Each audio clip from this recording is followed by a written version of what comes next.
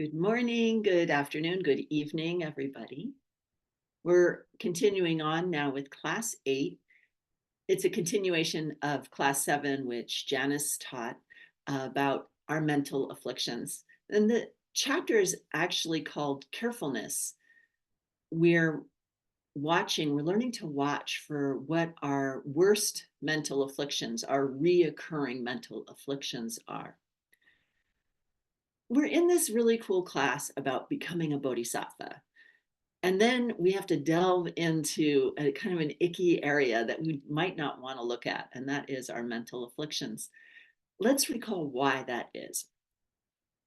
Remember in class 6 that the mental afflictions cause our sickness and death.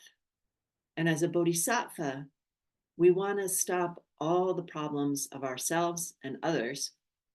And the mental afflictions are the cause of all our problems. So this is our enemy. We're bodhisattva warriors. We're spiritual warriors. And it's the mental afflictions that we need to be ready to fight against.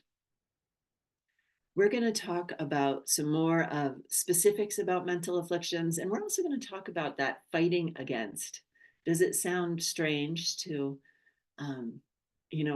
make war on our mental afflictions when we're trying to be peaceful warriors?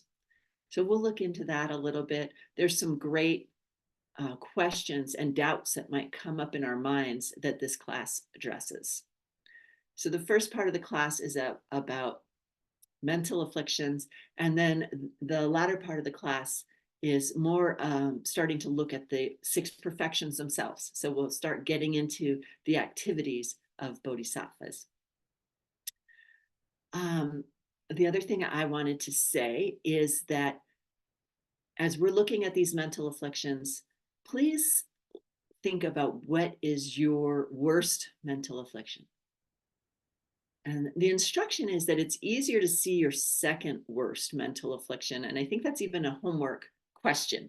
So if it's easier for you, think about what's your second worst mental affliction as we're talking about these. Janice went over the 6 primary mental afflictions.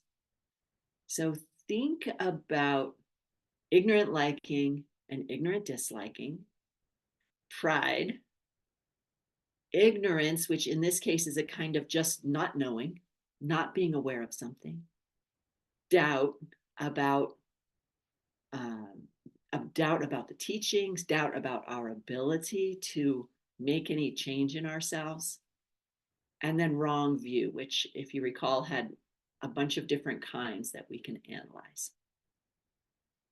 So the next step is to break those down even further to help us look at which of these are coming up in ourselves and also in our world.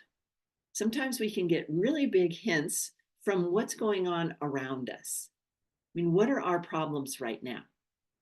I have a problem getting my projects as successful as I want them to be. I don't have the support from people getting involved that I need for my projects to be successful. So I'll be looking to see, what mental affliction do I have that's causing me to not see people being interested in what I'm doing or people wanting to support what I'm doing. That's one of the ways I can look at the world outside me. And so the world can be like a mirror for my own mental afflictions. But I also, in this chapter of carefulness, I'm watching my own mind to notice what is disturbing my mind, right? That was the definition of a mental affliction.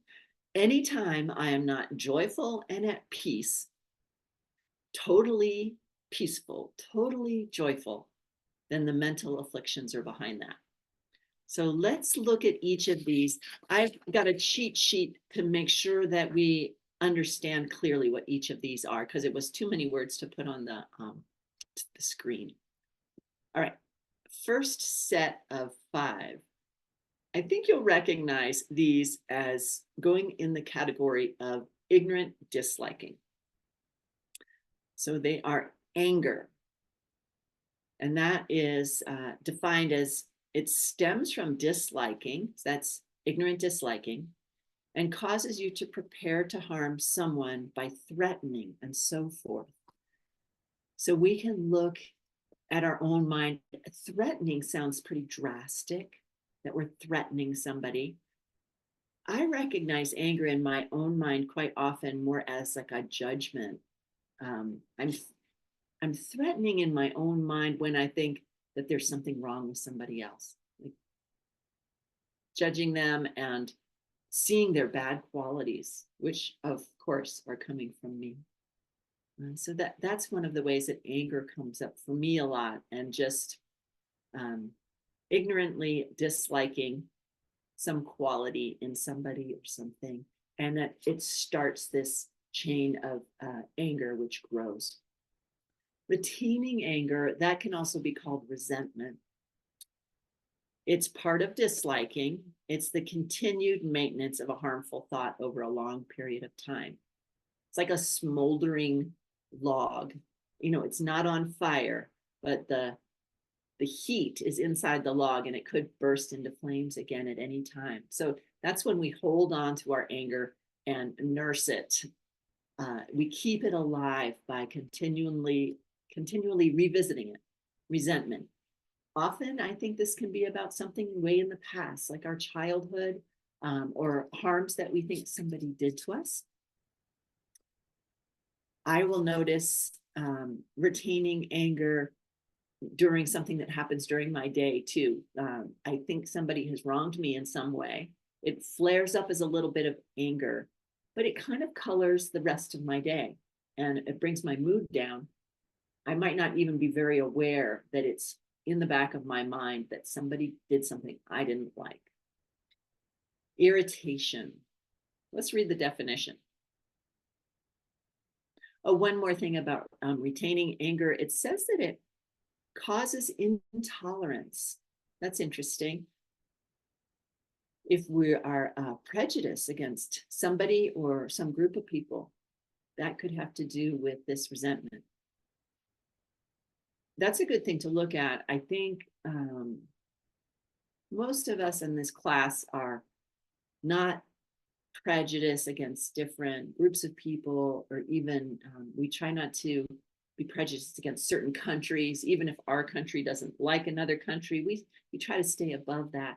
But one place where I find that intolerance is in political opinions that I don't agree with, people in my own country who I think are harmful, who are creating some kind of a negative energy in my country or something, and then I'm prejudiced against them. Like, I think there's bad people who are making negative seeds, and then I judge them. I'm intolerant. So irritation. This is an impatience which derives from anger, and irritation. It says that it derives from irritation. Irritation derives from irritation. I guess it's a cycle that continues, and it causes you to speak harsh words. So impatience, I'm going to focus on impatience here. You can feel that rising up in yourself. Even it's sometimes just at your computer. You can't get your tech problems solved. Things don't go well for you during your day. Like, things aren't going smoothly, and this irritation starts arising. All of these are in the ignorant disliking. And remember, that means that you're having a sense of not wanting something. You don't want what is happening. You don't want the person who's hurting you. You want to push them away. You don't like a group of people who you think are harmful. You don't like the problems that are arising in your life. Well, it's not wrong to not like something that's causing you to feel unpleasant.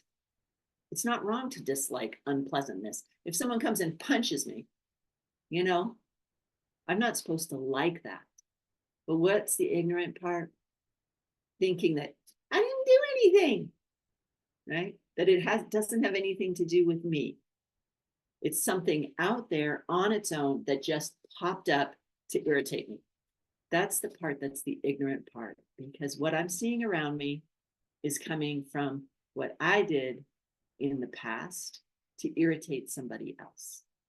some way that I blocked someone from smoothly getting things done. So if we can remember the seeds and the what we call dependent origination, if I can remember when something is irritating, that it's coming from something I did in the past, then I can go on a seed hunt. And instead of blaming some outer factor, I can start looking for the real cause. Then it's not ignorant disliking anymore. Malice. Malice is something usually a mental thing. It's a kind of disliking whose activity is uncompassionate harmfulness. It's a state of mind which is ready to hurt someone. So malice is this state of mind where we don't want somebody else to get what they want. Like uncompassionate is the word here in the notes. So again, I'll go back to groups of people I don't like, political parties, political candidates for president. I don't want that person to be successful because in my mind, I've judged them as bad and I don't want good things for them, the good things that they want, the goals that they're trying to reach in their life. So that is malice, wanting people to have the opposite of good things, which is bad things. And then finally, jealousy in this category of ignorant disliking. And it'll say here that jealousy, it's part of anger. It goes under the category of anger. And all of these things are really different flavors of anger.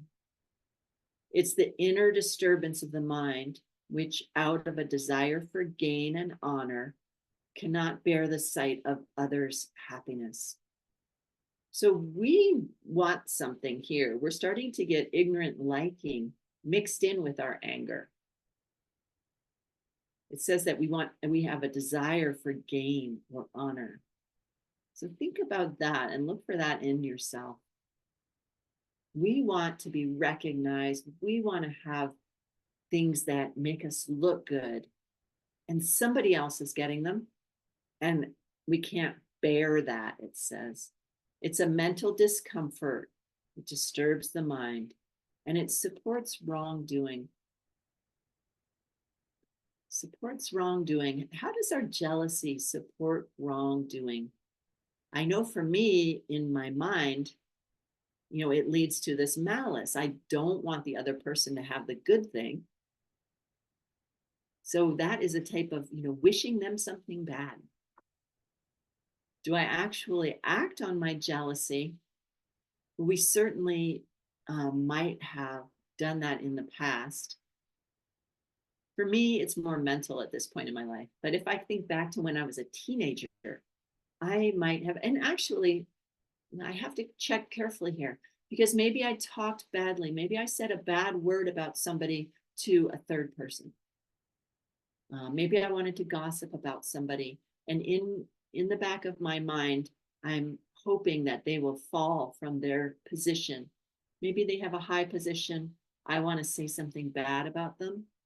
And part of me is hoping to knock them off their high position that they have. All right, that's a lot of information about ignorant disliking. Let's just take a moment before we go on to the next 5. Maybe close your eyes or take out a piece of paper and jot down some notes. Which of these 5 sort of aspects of ignorant disliking is most prominent in your mind on a day-to-day basis?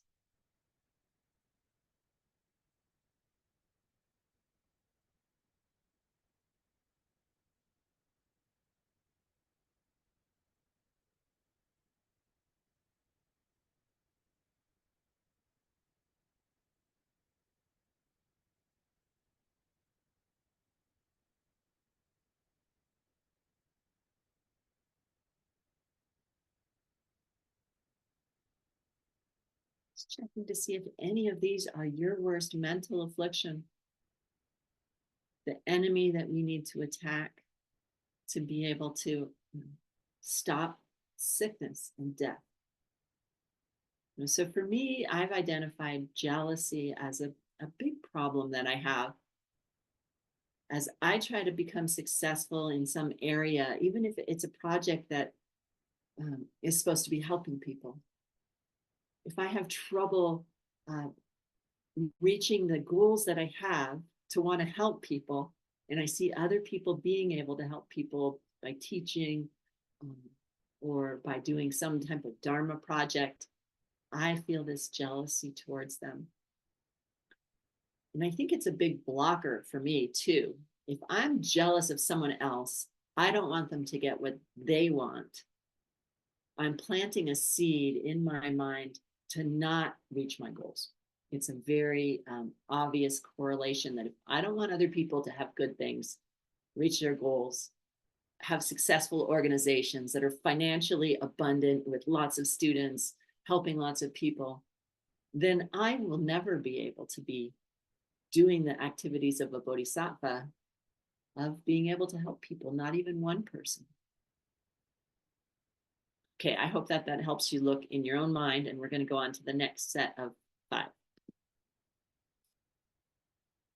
We have denial, pretense, lack of shame, lack of consideration, and concealing one's faults. This group, you might notice, has a lot to do with wanting to look good. Okay, so let's get into some definitions here. We want to look good. That's a form of ignorant liking. And denial is defined here as a crooked state of mind, which out of attachment to gain and honor hides its faults and thus conceals them continuously. It obstructs you from receiving true instruction. So we are denying our faults here in this. And we do it because we have attachment to gain or honor. We have an ignorant desire, thinking that other people seeing us as somebody who is helpful, somebody who is wise and can help. We want that. We want to look good to other people. And the ignorant part, once again, is that we think looking good to other people comes from something outside of ourselves. That we'll see people seeing us as smart, wise, funny, entertaining, and useful. That doesn't have anything to do with us. So it's something we're going to grasp to. We want to grasp to. So in order to get that, we are willing to hide our faults. We hide them from others, and we also hide them from ourselves. And that leads to pretense. Pretending to have qualities that you don't actually possess for the sake of gain and honor. It is a devious misleading of others, reinforcing the other mental afflictions, and it supports the practice of wrong livelihood. We are trying to pretend to be something that we're not. And you can see from even thinking about those words or hearing those words, pretending to be something we're not, you can see how the seeds that would plant are never going to help us reach our goal of being respected. There's nothing wrong with wanting to be respected and wanting other people to look to us for help, seeing us as someone who can help them, because our intention to be a bodhisattva is to be a living example. We want to look like people who know what we're doing, who have some kind of answers. Sometimes the more we learn about Dharma, the more we realize we don't know. The more years we spend trying to understand these deep, beautiful ideas, I personally can kind of get to a place like, I don't know. There's so many details. It's in some ways it's so simple, to try to be love, to have love ripening in our hearts, the desire to help other people be happy. Sometimes I feel so far away from that, though, I just have to throw up my hands and say, I don't know. So let me tell you right now, I don't know. I haven't seen emptiness directly. I'm constantly planting more seeds to block myself. And I want to stop that. That's why we study these mental afflictions. So we can be real. In fact, when we're real with people, it helps them to be able to trust us. And it also helps them to look at their own situation. Like, let's see where we really are. Be in the present moment of where we are on our path. I've heard that if you're human, and I don't know if all of you listening to this recording are human, maybe you've already transformed your humanity into something higher. But if, like me, you're human, butchers, dogs, and saints are all the same. We all are a certain mix of karma, negative and positive karma, like 33.3%. Which side is the good karma? I think it's 33.3% good karma and 66% negative karma, maybe. I don't know. Maybe it's the other way around. But we have this mixture of good and bad karma, which causes us to be born in the human realm. So we don't need to hide our faults because we all are sharing in these problems that we have. Okay, the lack of shame. Oh, sorry about this typo there on my PowerPoint. Lack of shame, this has to do with our own respect for ourselves. Let's get the definition. Not avoiding bad deeds for reasons which relate to yourself. That means that we don't have this sort of self-respect, which would keep us from doing something. If my image of myself is I'm somebody who doesn't steal, then that helps me to not steal. So lack of shame, it sounds like weird, shame, but really what it means is, what is our image? What kind of a person are we? Are we a person who would hurt somebody, kill somebody to get what we want? I don't see myself as someone who's going to go in and shoot someone I'm jealous of to knock them off their perch. I'm not going to go shoot Janice because she's a better teacher than me. So that idea of myself helps me to not commit a negative deed.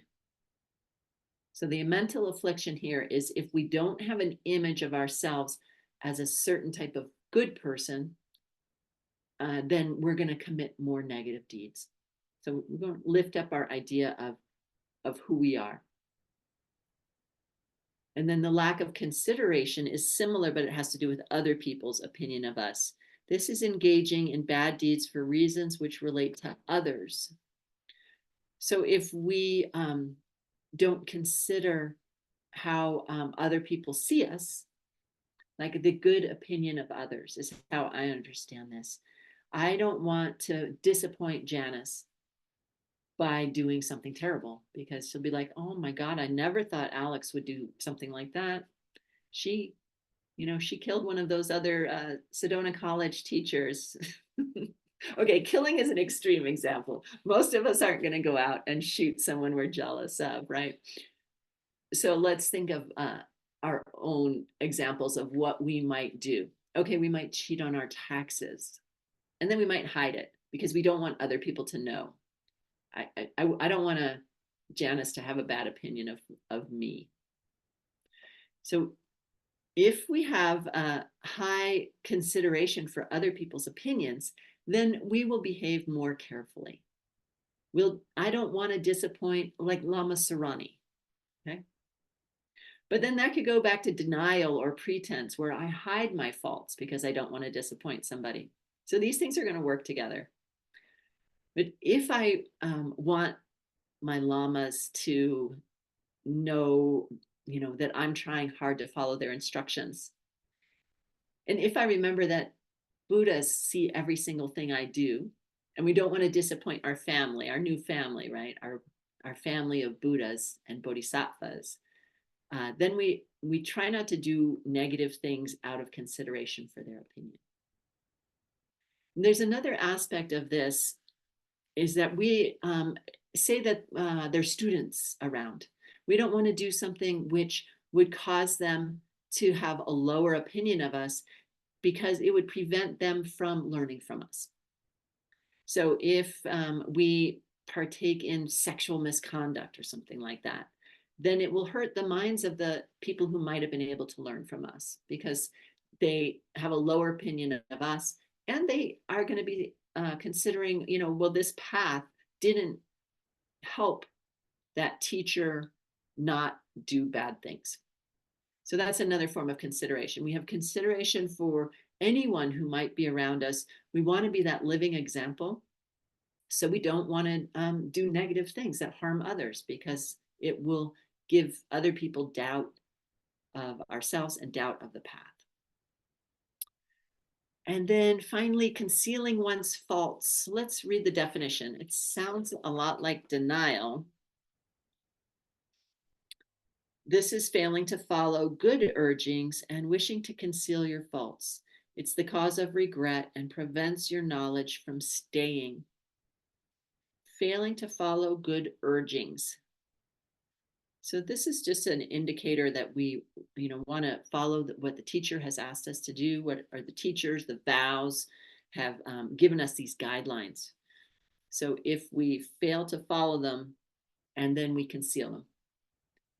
There's a practice of doing confession. We have the 4 powers to purify some negative deed that we've done. And we also every 2 weeks might use this practice of confessing how we've broken a vow. And that will prevent us from having this urge to conceal our faults. It's really important that we can open our hearts and admit when we haven't been able to follow the good urgings. Okay, so most of those had to do with ignorant liking, wanting to have a good reputation, wanting to look good and be willing to do something negative in order to look good. Our next 5 are stinginess, conceited, lack of faith, laziness, and carelessness. Stinginess is a part of ignorant liking. It comes from liking and it wants things which others have. It acts to prevent your wealth from increasing. So it sounds almost like jealousy about material things that other people have. We want what other people have. We're not willing to share what we have, and it prevents our wealth from increasing. Conceitedness. This is the haughty state of mind in which you rejoice and become attached to your own impure qualities, such as your good health, your intelligence, or your youth. Okay, it's a haughty state of mind, and we rejoice and become attached to our own impure qualities. Good health, intelligence, and our youth. So why are these qualities impure? And if we're a living example, we want to have good health. We want to have qualities that are attractive to other people in order to be a living example. But I think that if we think of those qualities as something that are from their own side and that are going to last, then that is this impure. They're impure qualities because they're just wearing out. They're created from negative good karma. They won't last. And if we're attached to them with this sense of pride, rather than if we're happy about having good health because it helps us to help other people and it helps us to be a living example, then I think that's okay to be happy about it. But conceited is to think that we did something that made this good quality. Well, maybe we did. We planted seeds for health, right? But the good quality isn't there from its own side. It comes from what we did in the past. And we can be happy about the ways we helped other people to be healthy. Laziness. Oh, I'm sorry. Lack of faith is next. This is a kind of ignorance. It is a lack of spiritual admiration for the objects of correct faith and for good deeds. It's a kind of ignorance. So we're moving on to this ignorance. Conceited had to do with pride. And then this ignorance is not knowing. It's a lack of spiritual admiration for the objects of correct faith and for good deeds. It functions to support laziness. So we just don't recognize that thing. We don't recognize good things as good. Right? We don't see how the teachings and taking positive action, having good thoughts in our minds, we don't see how that will help us. And it says that it functions to support laziness. This is a fondness for the pleasant feelings for activities such as sleeping and lounging around. The Tibetan for this I happen to know because everybody likes this word, lay low. Lay low. It's like you just lay low. You just don't do anything. You want to sleep and lounge around. It's a lack of enthusiasm for doing good deeds, and it's the opposite of joyful effort. Joyful effort is one of the perfections that we'll be getting into a lot more in another course. Course 10 is the first of 3 courses, 10, 11, and 12. So we'll be talking a lot more about joyful effort. This is a lack of joyful effort. You don't recognize good things, and you don't go after them. Carelessness. That's what this whole chapter is about, the 4th chapter. This affects your practice of doing good deeds and avoiding bad deeds. It's the opposite of mindfulness. It functions to increase non-virtue and to decrease virtue. It increases non-virtue and it decreases virtue. That's the opposite, the exact opposite of what the instructions were of how to achieve bodhicitta. To achieve bodhicitta and become a bodhisattva, we have to reduce the negative and increase the positive. When we're careless, we just fall back into our old bad habits of creating negative seeds. Let's look at the last 10 that we've gone through here and see which of these we are actively engaged in our lives right now. I forgot to do that after the second set of 5. So we'll just look at these 10. 5 of them had to do with really our reputation, wanting a good reputation. And then the second set of 5 were a bit mixed between ignorant liking, pride, and ignorance itself.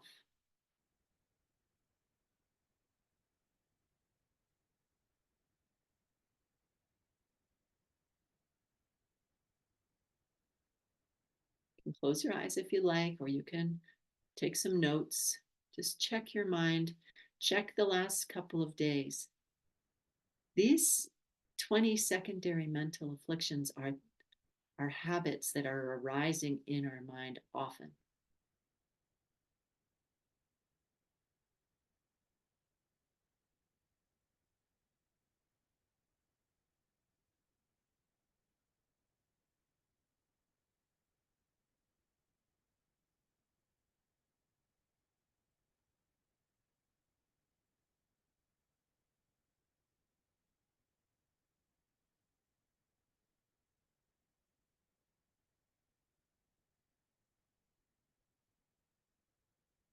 Thanks for taking that minute to reflect. Well, for myself, I think lack of faith and laziness are big ones in this list. I often think if I truly believed in seeds 100%, if I knew inside my bones that every single thought, word, and deed that I ever had was creating exactly what I was going to experience in the next moments, in the next hours, in the next days, in the next years. If I knew that 100% through and through, my behavior would be different. My level of laziness would be different. Until we see emptiness, they say that we can't really know that. We won't really know it. We won't see it directly. So it's, and we actually can't prove seeds to ourselves, they say, which is interesting because we take so much time talking about seeds and thinking about our our seeds that we want to plant. But there is no proof that you can give somebody else to prove it to them.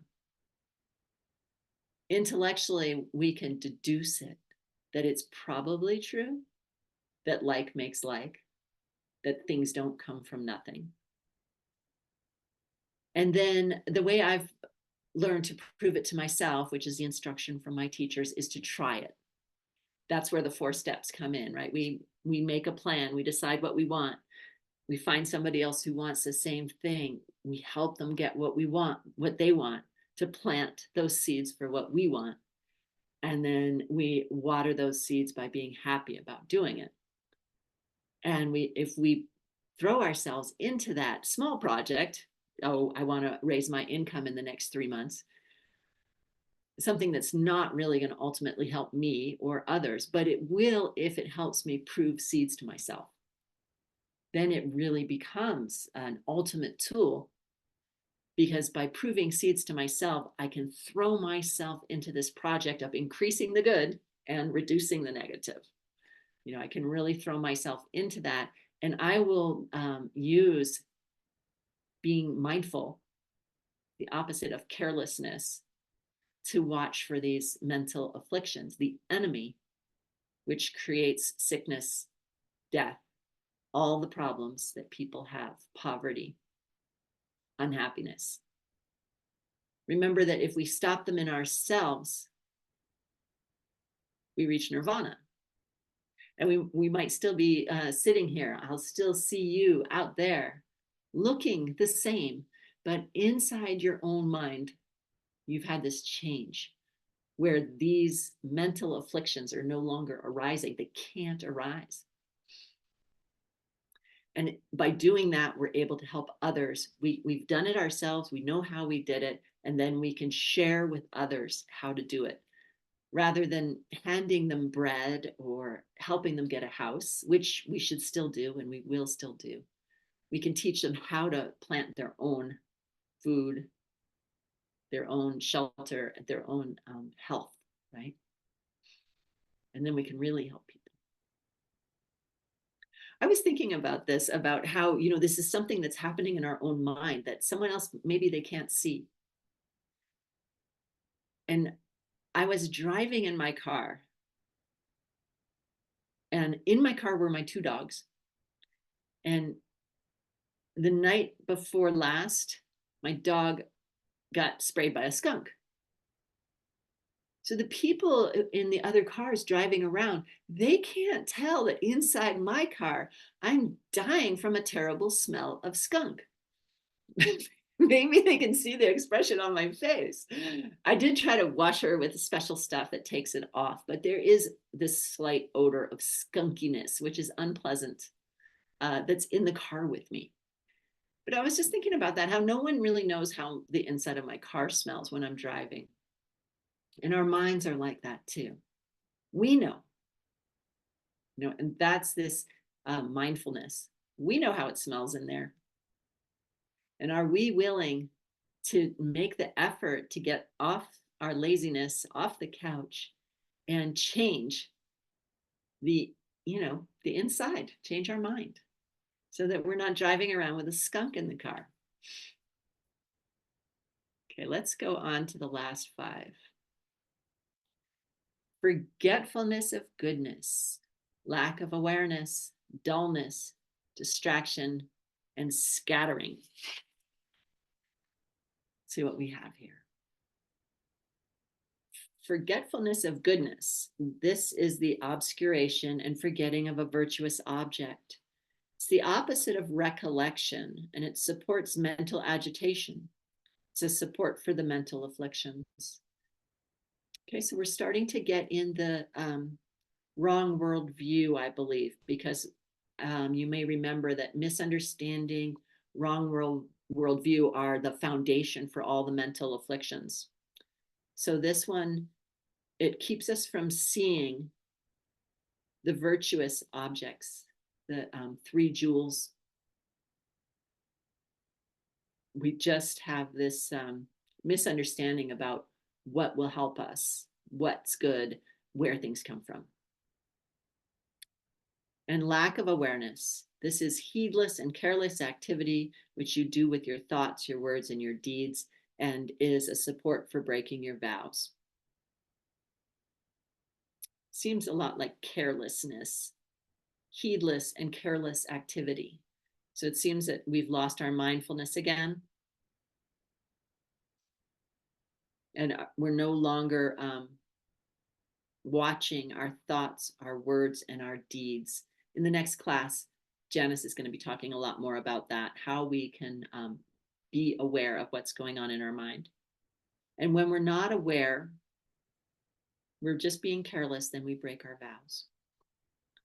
Dullness.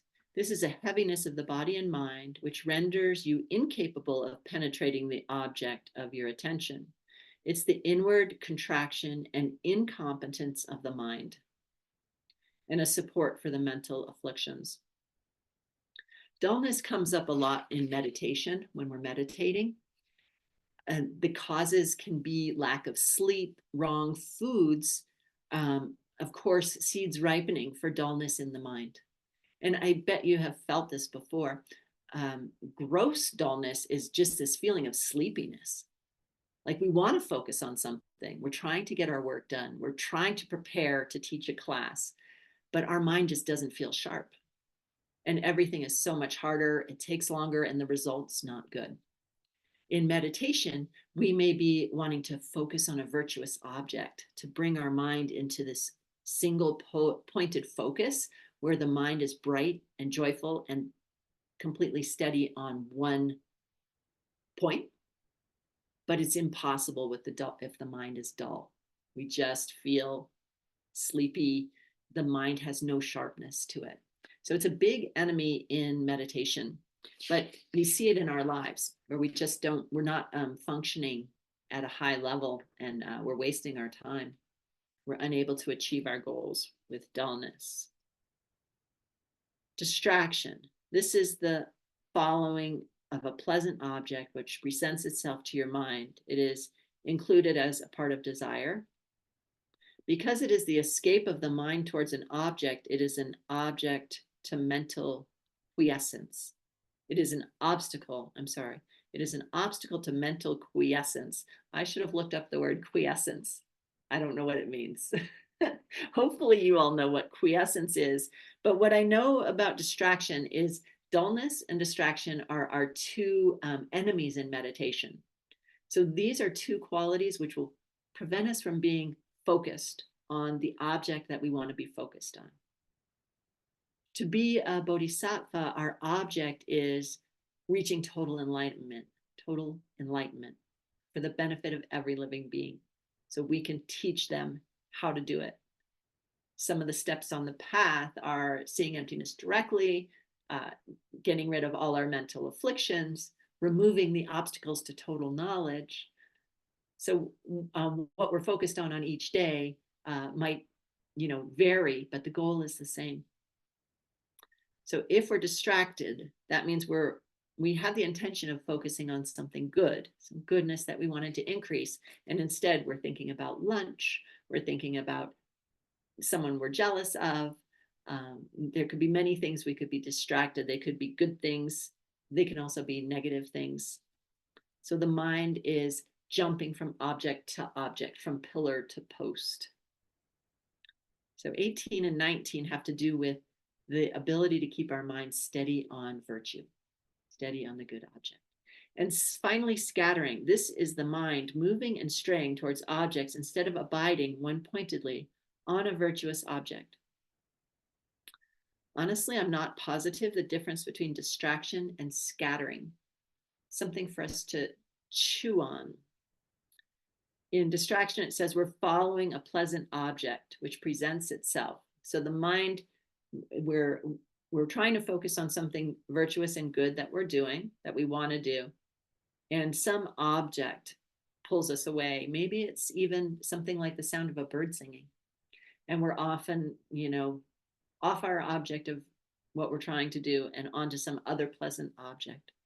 Scattering is maybe more what I was describing of jumping from one object to another. The mind is moving and straying towards objects instead of abiding one pointedly. So our mind is scattered. It just can't stay focused. Let's just take a moment again on these last 5. Which of these is most prevalent for you if you meditate? I hope you do. Maybe it's something that comes up in meditation for you. And you also can think about when you're trying to get work done, when you're trying to focus. What's preventing you from being able to stay focused on what you want to focus on?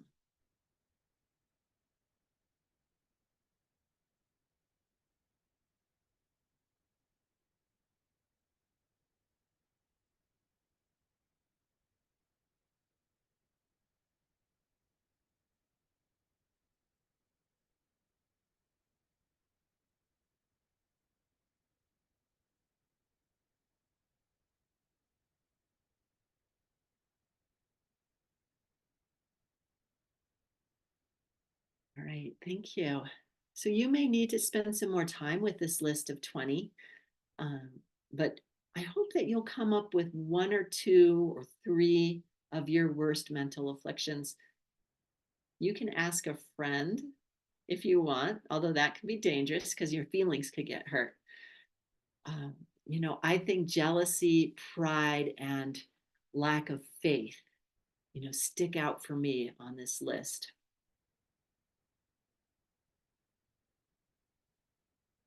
And malice, such a sort of strong and unpleasant word. But if we ever don't want every living being to have every good thing that they want, then we have malice. That's another thing that I would really like to pay attention to. All judgment that comes up in my mind is thinking that someone is bad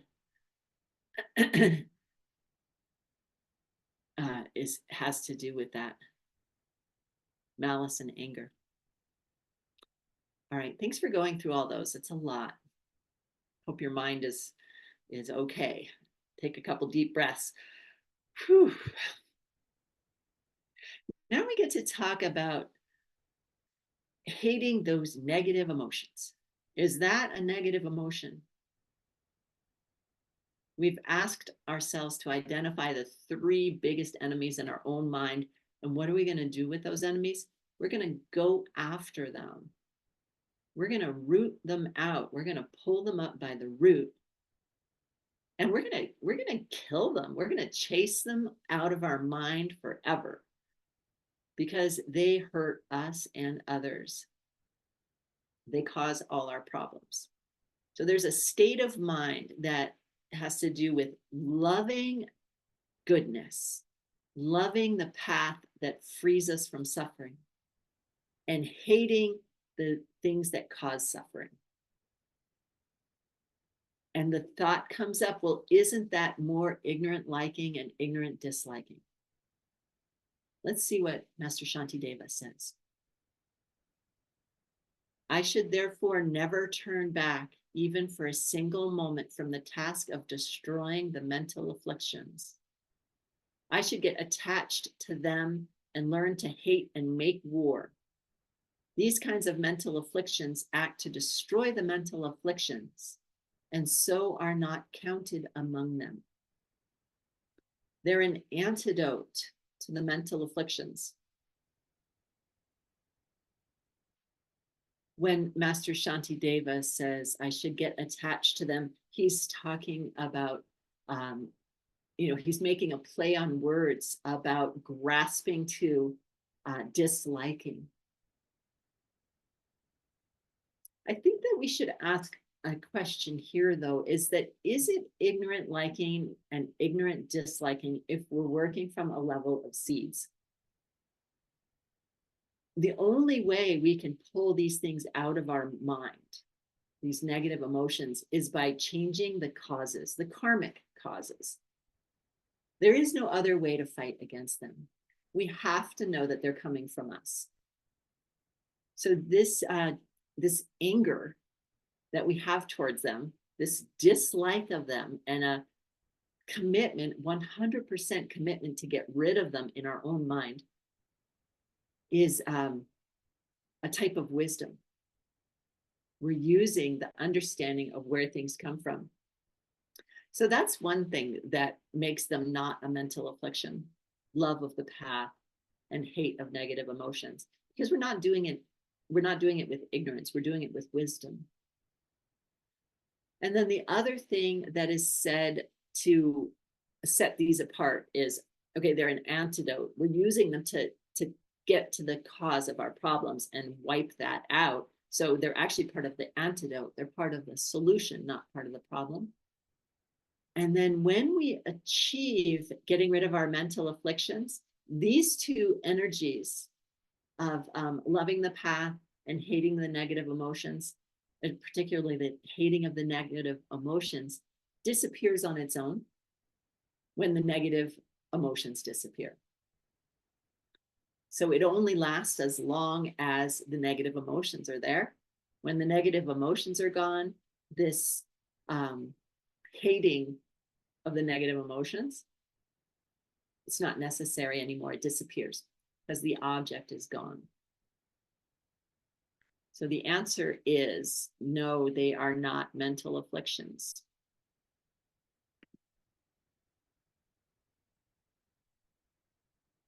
Here's another verse from Master Shantideva, which I enjoy. You can tie me to a stake and burn me, kill me, or you can cut off my head. That would be fine. But I will never in any shape or form submit to my great enemy, the mental afflictions. This is very extreme. It sounds like crazy. What I think Master Shantideva is trying to impart here with this verse is that worldly things can't hurt us.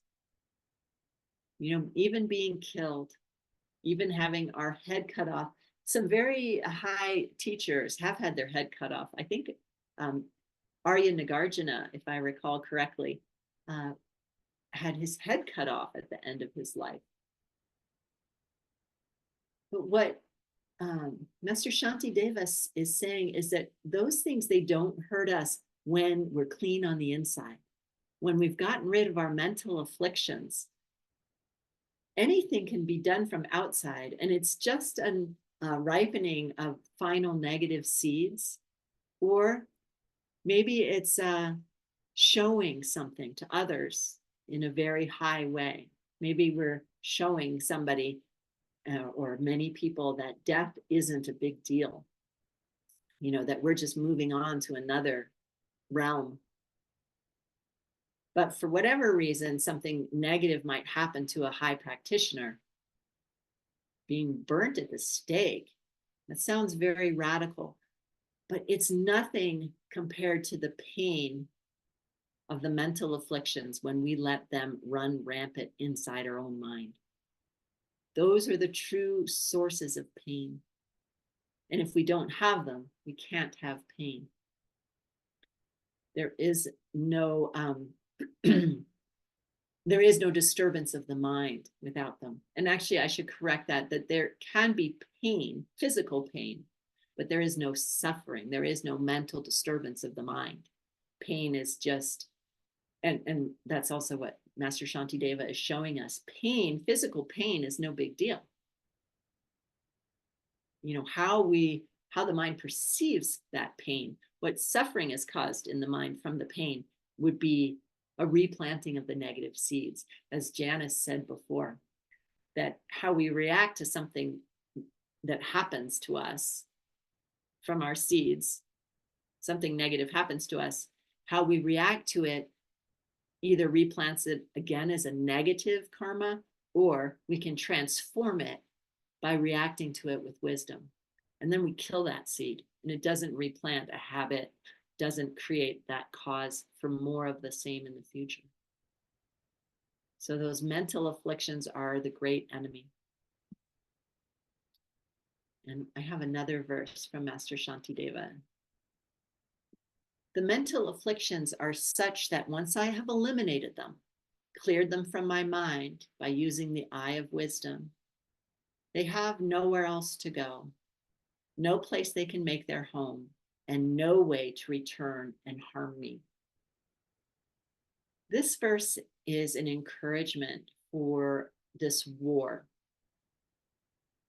In a worldly way, when we defeat an enemy, they can go and regroup and come back and attack you again. I have this situation where reoccurring problems keep cropping up. I see the same challenges over and over again in my life. Again, that is showing us where my misunderstanding is, where my mental afflictions are, that the same problem comes up again and again. My jealousy causes me from being able to achieve my goals, for instance. So it's like zombies. I've heard mental afflictions compared to zombies. You know, we think we kill one over here and they pop up again over there. But if we can eliminate them, they can never come back. And why is that? It's because they are not self-existent. I think I have another slide about some different reasons, and it's on your homework. Where do negative emotions go when they leave the mind? Okay, if you chase a negative emotion out of your mind, well, they don't have any place to go. And there's 3 reasons. They're not part of the object.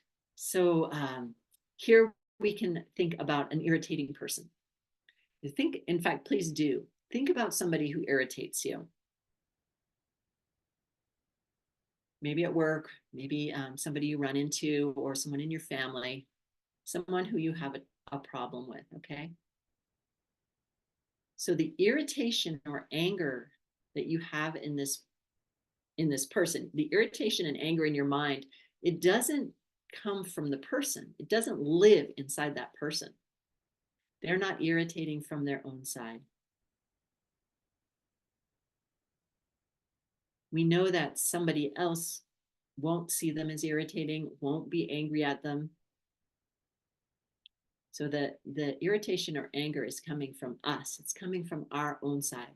So if we eliminate it from our mind, then when we see that same person who in the past triggered this ripening of irritation seeds, they no longer can ripen those seeds for us because they don't exist in our mind anymore. They were never coming from the irritating object. Okay, so negative emotions don't live in the objects themselves, outside of ourselves, that trigger us. And they also don't live in our eyes that see the irritating person, or in our ears that hear the words. So if every time that person walked into the room and the eye saw them, the irritation arose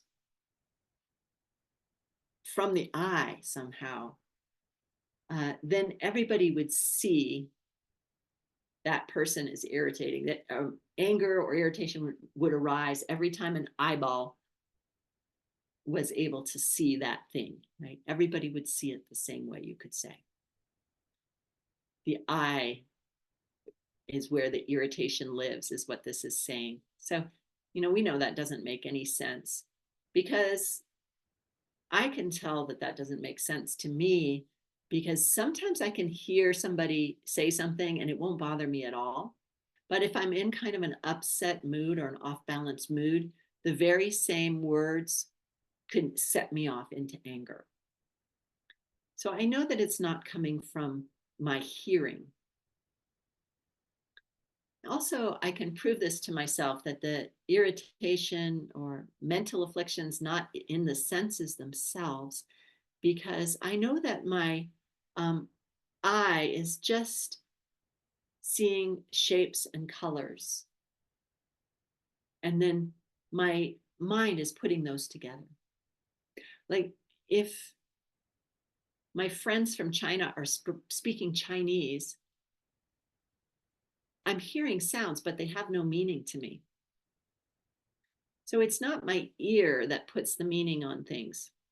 It's being done, after I hear, after I see, then my mind is putting on these negative emotions.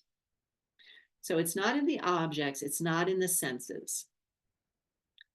And it doesn't exist in some other place. Oh, sorry about another typo on my PowerPoint. They don't exist in some other place other than the object or the sense powers.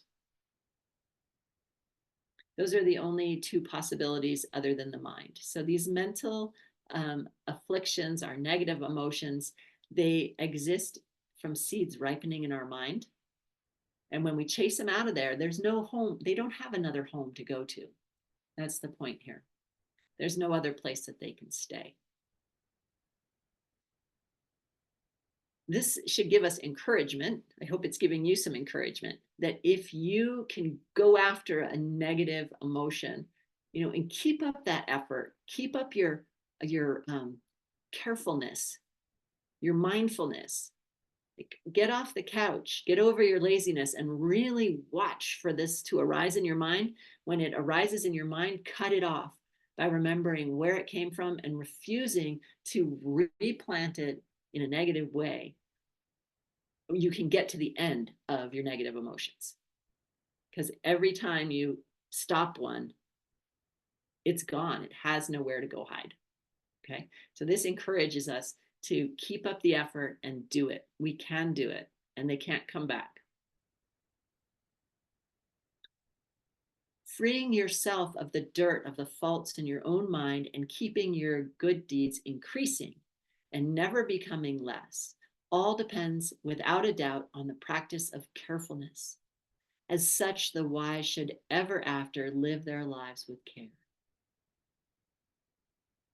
mean, this is such a strong instruction from Master Shantideva that being a bodhisattva doesn't just mean love and light and giving cookies to people. It's not just about being nice. We want to help other people. We want to be kind to other people. And we need to practice those sort of, I would call them the soft arts, right? The kindness, the caring, the sort of feminine qualities of soft love. But we also have to have this driven by love fierceness to cut out our own mental afflictions, because that's the only way that we can truly help others, is to stop the causes of suffering in our own mind. So we'll use both. We'll use the rose, and we'll use the wisdom of our sword to cut the mental afflictions and the negative emotions out of our mind forever, with the motivation of helping others. So this is a big pep talk of how to have the motivation to go after our negative emotions. I'm feeling inspired. So thanks for letting me teach on this topic. I want to go after it. Now we're going to switch to the really great topic of the 6 perfections, the activities of a bodhisattva.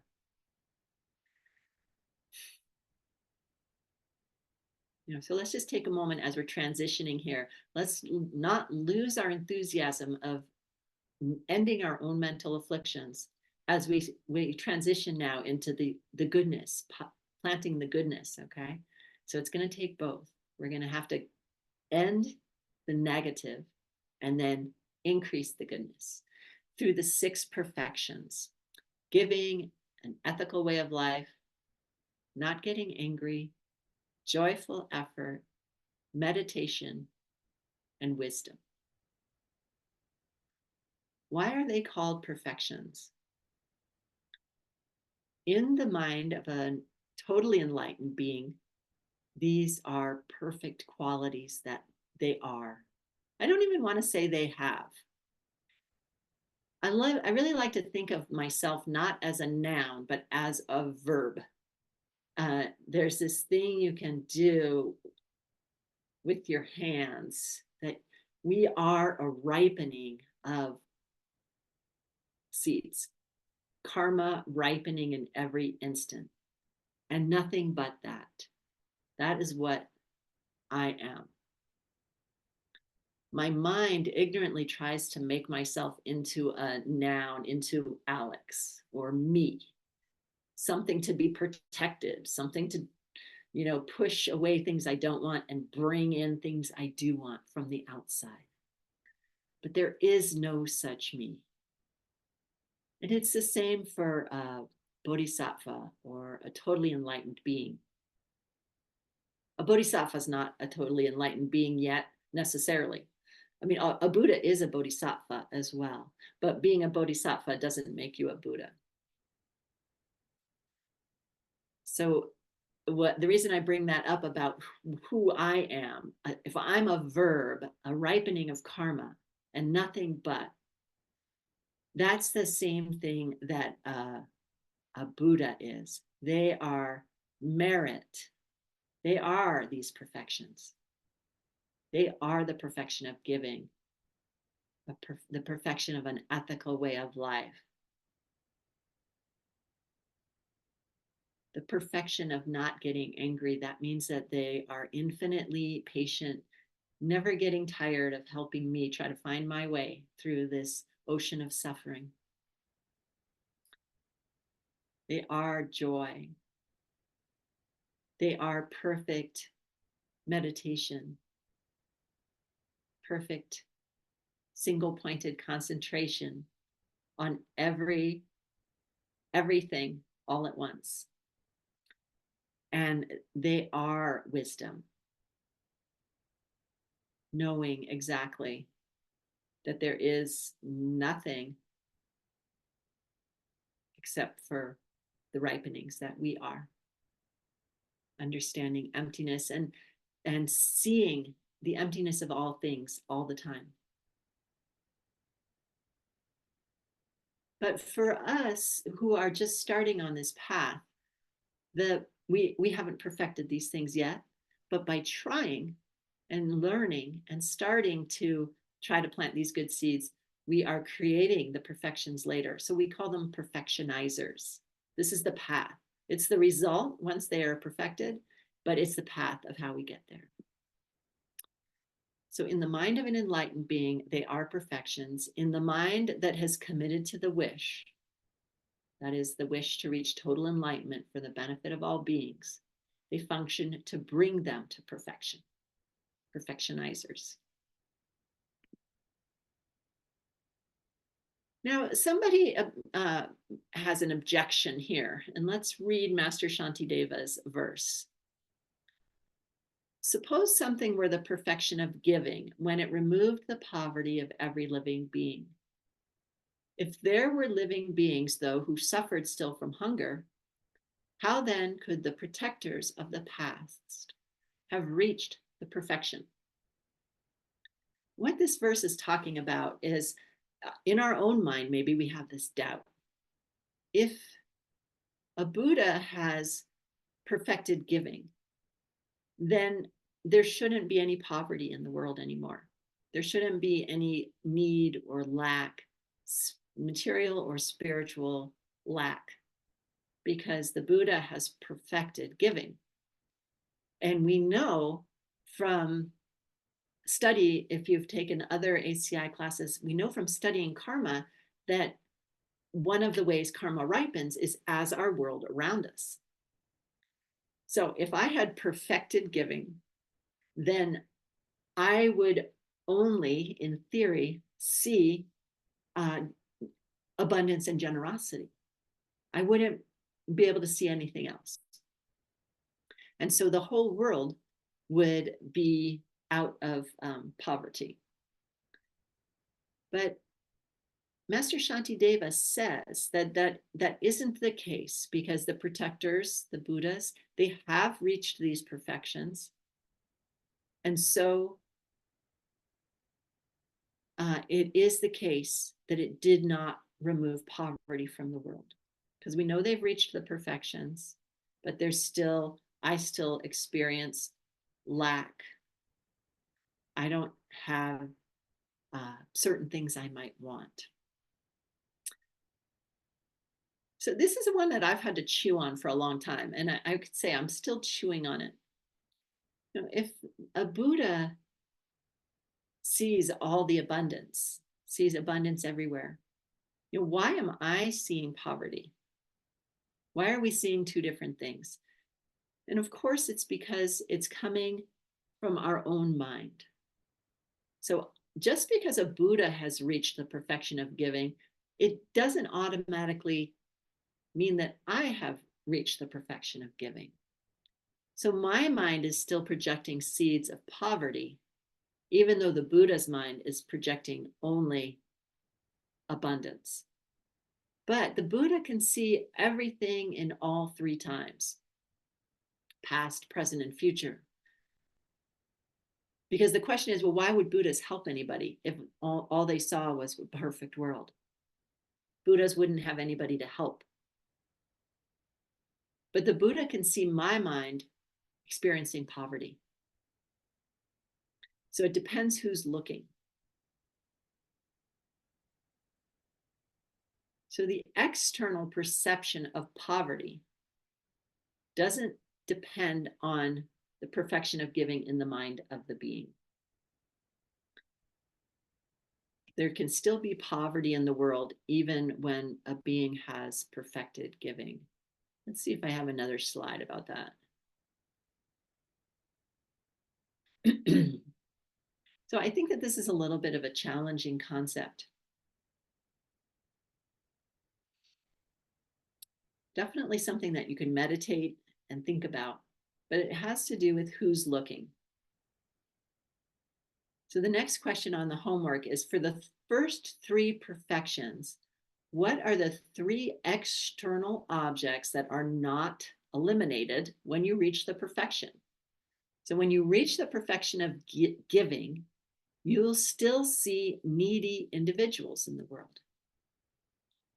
When you reach the perfection of living an ethical life, you're still going to see outer beings who are being hurt. And when you've reached the perfection of not getting angry, you'll still see irritating individuals. But maybe those irritating individuals don't irritate you, right? Because you can't experience those mental afflictions in your own mind anymore. When you've perfected those three first perfections, it's impossible for you to mentally experience poverty, to mentally experience being hurt, feelings of being hurt, and you can't have the mental affliction of anger arising.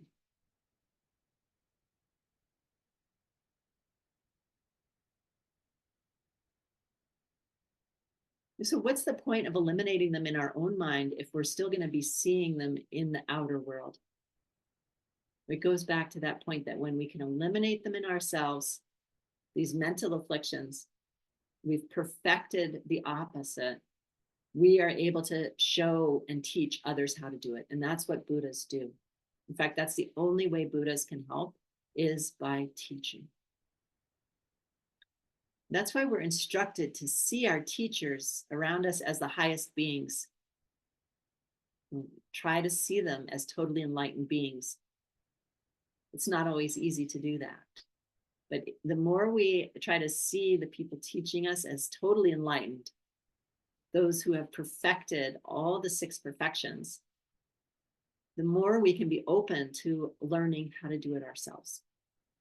In our lineage, there's 2,500 years, 2,500 years of people passing these teachings on very carefully to help us eliminate the negative emotions and reach these perfections. So the information is there for us, and it's available if we're available to learn it. So that's the end of class. Oh, sorry, I can stop sharing because class 9 is next, not class 10. That's the end of class 8. We know that we want to reach these perfections. We want to become perfect in these 6 different areas. That's what the rest of the course is about, this course and the following 2. How are we going to use these perfectionizers to reach our goal? And so Janice will be giving us class number 9, and she's going to help us learn what we can do to bring these perfections to perfection. Thanks so much for listening, and we'll see you in the next class.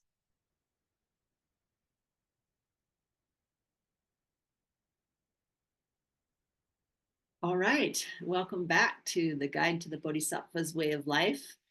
We are on the last class. We are really appreciative of having the opportunity to share this material. It's been great for me to review it, to immerse myself for a couple of weeks in thinking about this practice, how we can develop bodhicitta, how to become bodhisattvas. We're wannabe bodhisattvas right now. I'm speaking for myself and Janice. And I'm so thankful to you, Jay, for helping me teach and for being there, supporting me. I couldn't do it without you. This class, we're going on to getting more specific about the 6 perfections. Janice gave us a little bit of overview about the 6 perfections and about how they fit together. And she talked about how we perfect one and then we move on to the next. While we're perfectionizing, they all work together. I mean, I'm already working on my meditation, even though I haven't perfected giving yet. They all help each other. And Master Shantideva goes into the perfection of giving some in the beginning here of this next part, but he'll actually go into it a lot more at the end, which makes me think about how it is this upward spiral, always working together, each one helping the other to get stronger. So let's get into it. I'll start with a verse from Master Shantideva. The power of the virtue is so much more powerful if done all the time. Motivated by strong enthusiasm, only by the antidote, or performed towards objects of high spiritual qualities, those who've been of great benefit, or those who are suffering. That's a verse from our text. The topic here are 6 qualities that make the perfection of giving more powerful karmically. So we're going to be going through some of the points about the perfection of giving. There's 4 different kinds of giving. There is giving of material things. There is giving protection, giving dharma, spiritual knowledge, and giving love. As we go through the commentary, we're going to be kind of picking out certain of those things and certain qualities about those different types of giving. I chose this powerful wave because it reminded me of surfing. This push, this powerful push that will help us to reach our goal. So if we can ride the power of the perfections, make the perfections, the karma from the perfections super powerful with these 6 qualities, it's going to just push us quickly towards our goal.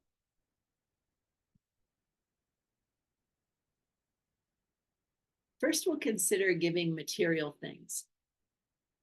One of the things to think about when we're sharing what we have, whether it's money, food, time, is who owns these things?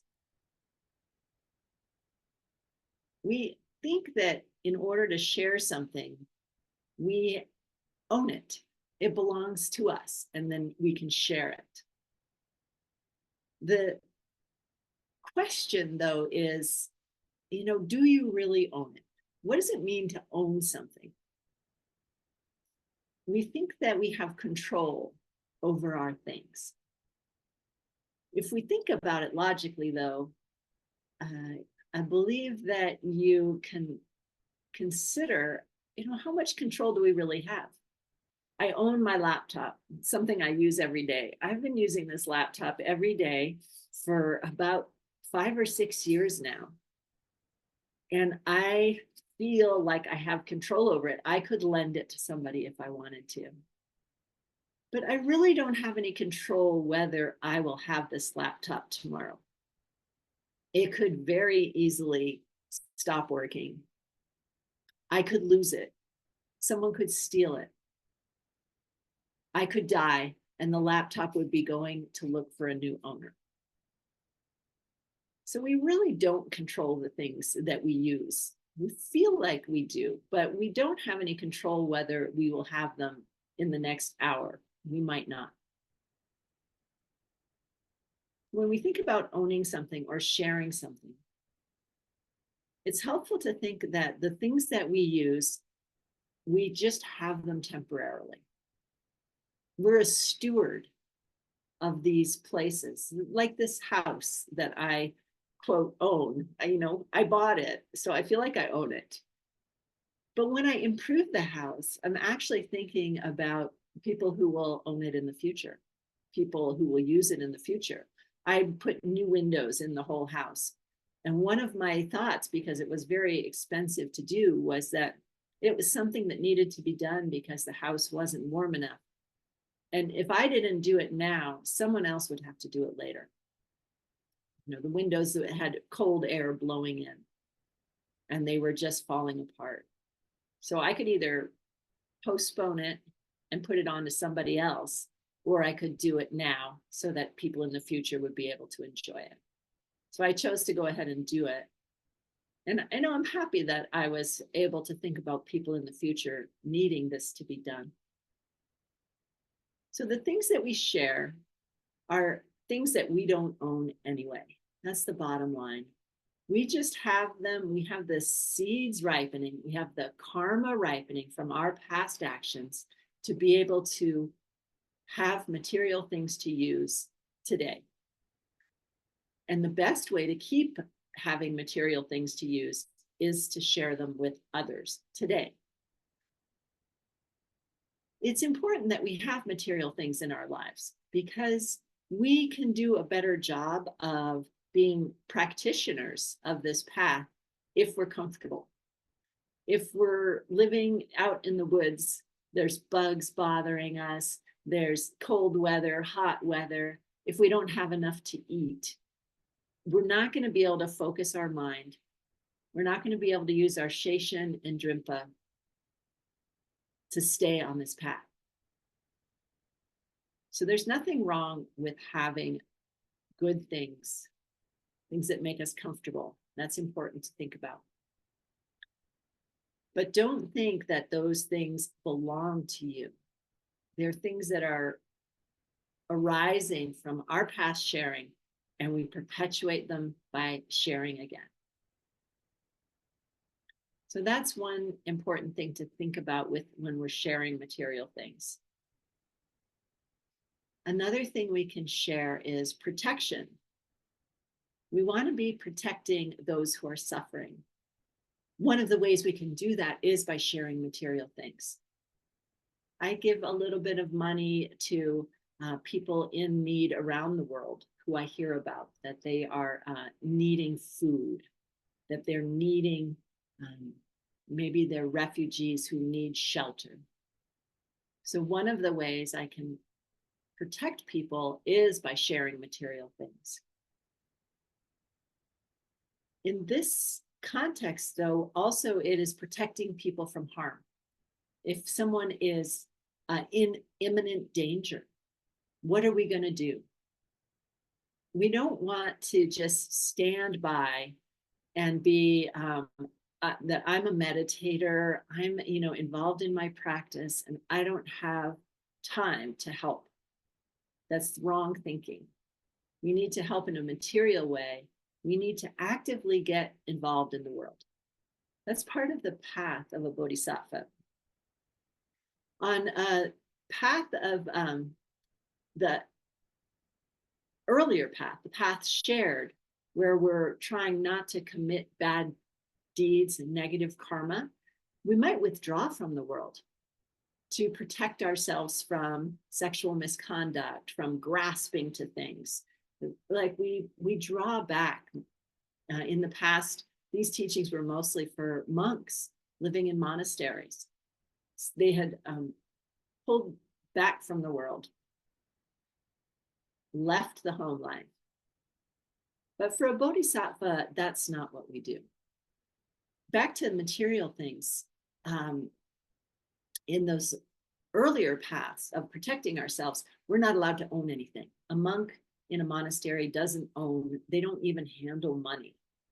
But when you get onto the path of the bodhisattva, when we own things, the more things we own, the more own with quotes around it, right? Because we already said we don't really own it, but the more we can share.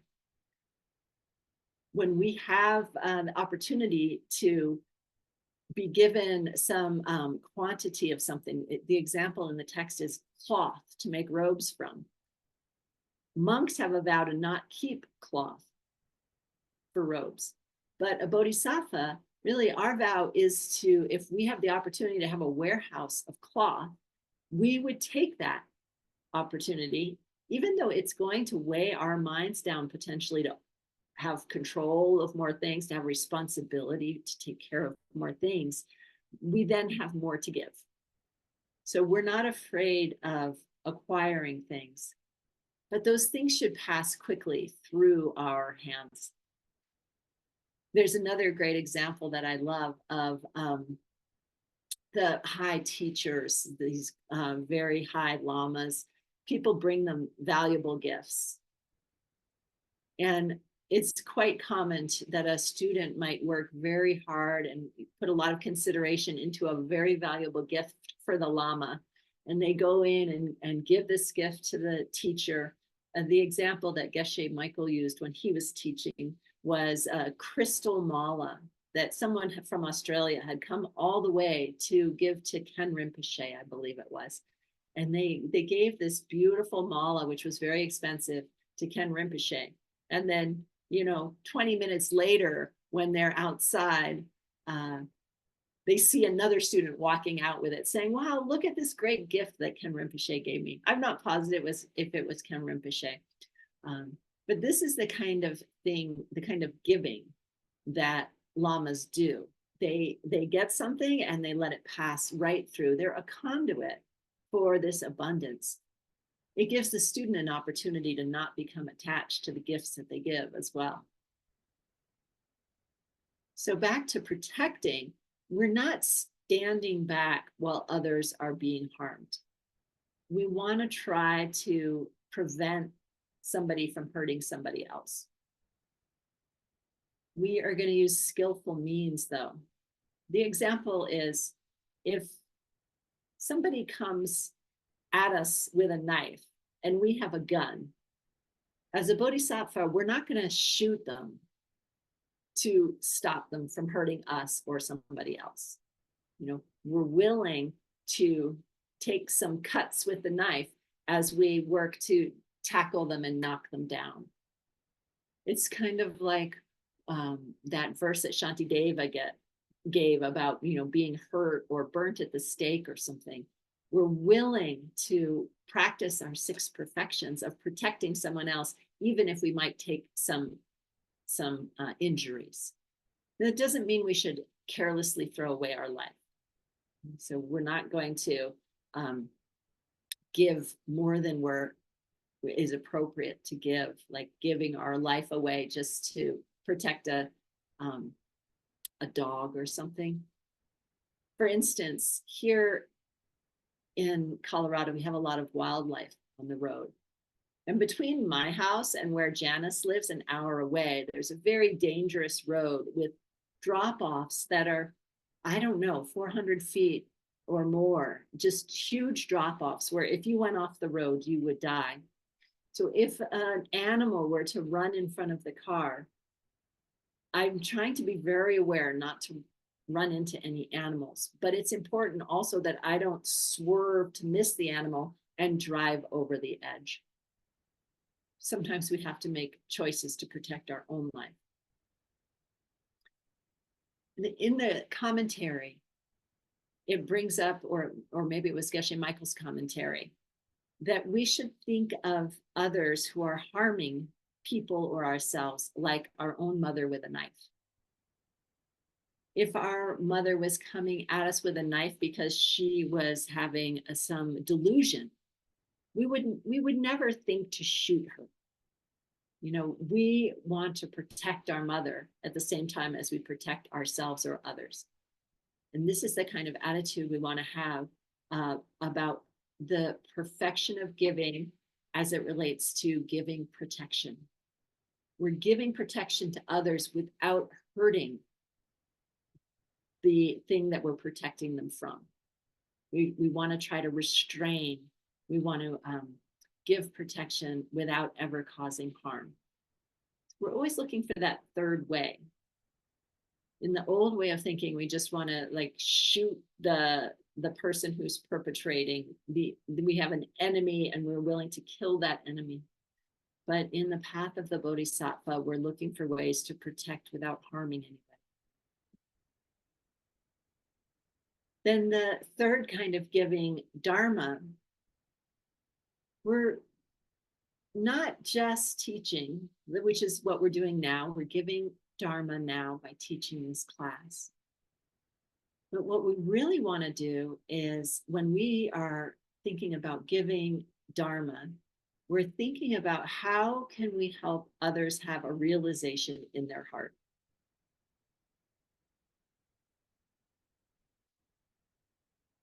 So it's more than giving information.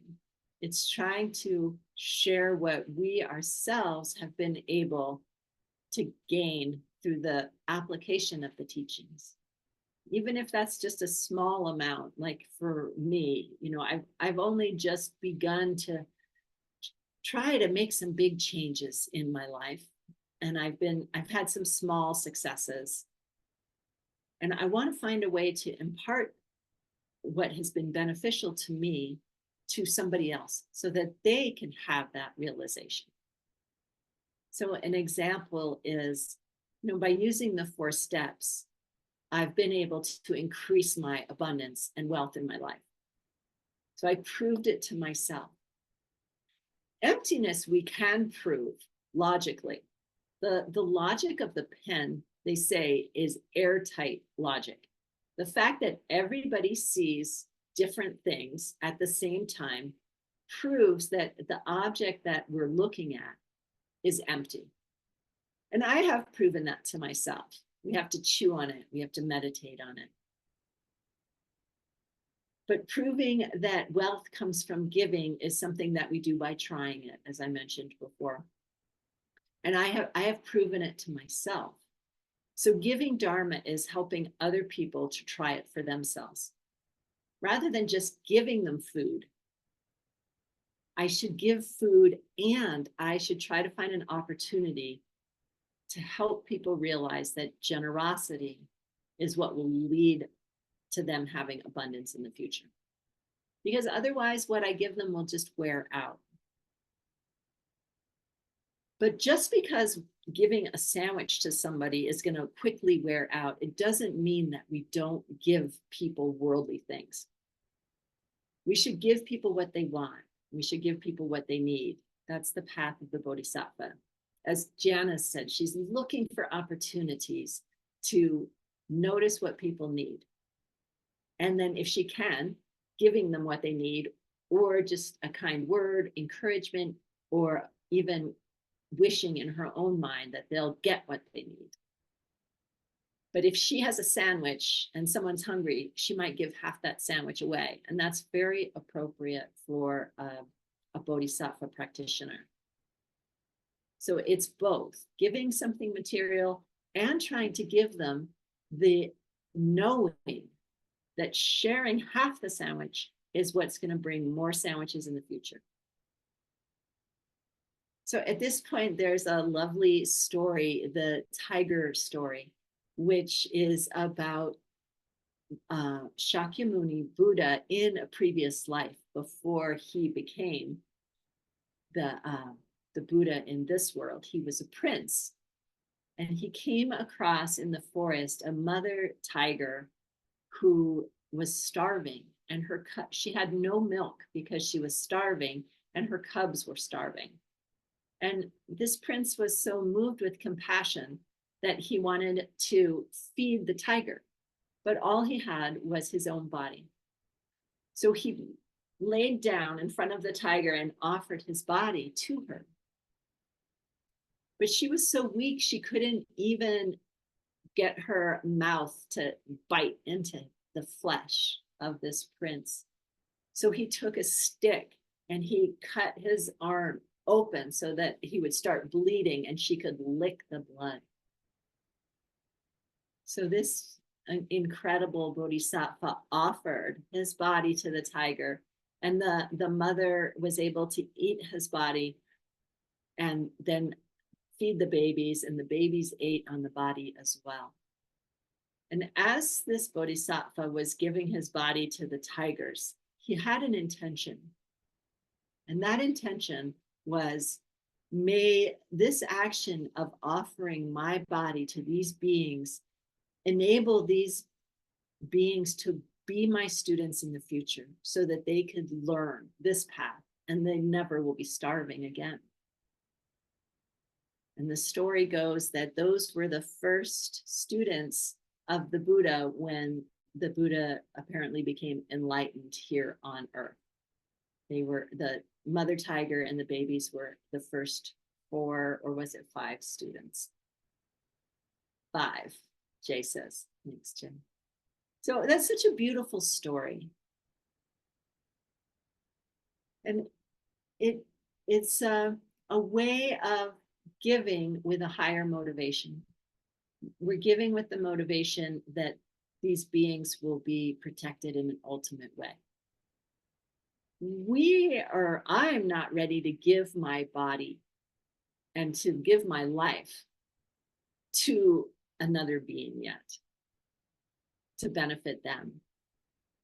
So we start small. When we're giving, feeding a bird with a little crumb of bread, think you're giving that bird something it wants now. But think in your mind, if this bird eats this crumb, may they be my future students when I become totally enlightened, so that I can help this being be free of suffering forever. And in that way, the small acts of giving that we do become the causes for us to reach total enlightenment, because it's the wish, right? We're wishing that we're going to become totally enlightened for the benefit of all beings. With this small crumb, we're going to reach total enlightenment, and we're going to be able to help others do it as well. We start out small with carrots and potatoes. I think Janice brought that up earlier. It's really important that we don't give more than we can give without regret.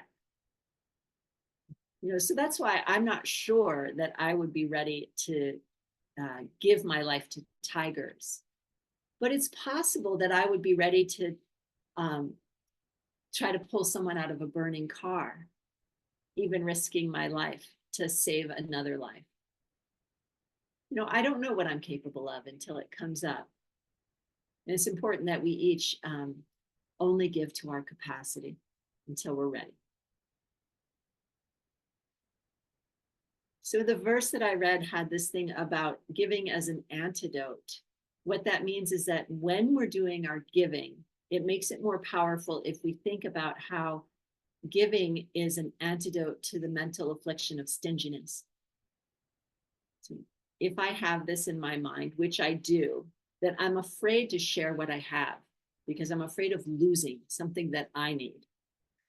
My capacity of giving is definitely limited by my fear of not having what I want. So when I give, I can have that idea in my mind that every time I give, it's planting a new seed to damage the mental affliction of stinginess and grasping ignorantly to things that I want. I'm letting go of attachment to things with this giving, and I'm letting go of the jealousy of not wanting other people to have good things. Every time I give to somebody, I'm having that wish that they have every good thing. And that's the opposite of jealousy as well. So that's what it means by giving as an antidote. So those are the first three powerful things. Let's go back to the verse and just double check here. Oh, sorry, I have to get rid of the whole build. The power of the virtue is so much more powerful if it's done all the time. So this giving of material things, giving of protection, and giving of dharma is something that we want to do all the time. And it's motivated by this strong enthusiasm that we're able to reach our goal so that we can teach others how to do it. That was the example of the tiger. And then only by the antidote is that idea of when we're giving, it is ending our stinginess, our jealousy, our mental afflictions, so that we can help end those in the whole world. So those are the first three. And then we're going to come to the next three for these 6 qualities. Giving to a high karmic object. So now we're talking about who we're giving to. The object that we give to has different amounts of power. So giving to the 3 jewels is a very high object. We talked about this already a little bit. Like, how do we give to the emptiness of our own mind? What does that even mean? But there's representations of giving. For instance, when we set up an altar and we put out beautiful gifts, that we're giving to the 3 jewels, to those high karmic objects. So that's a powerful way to give.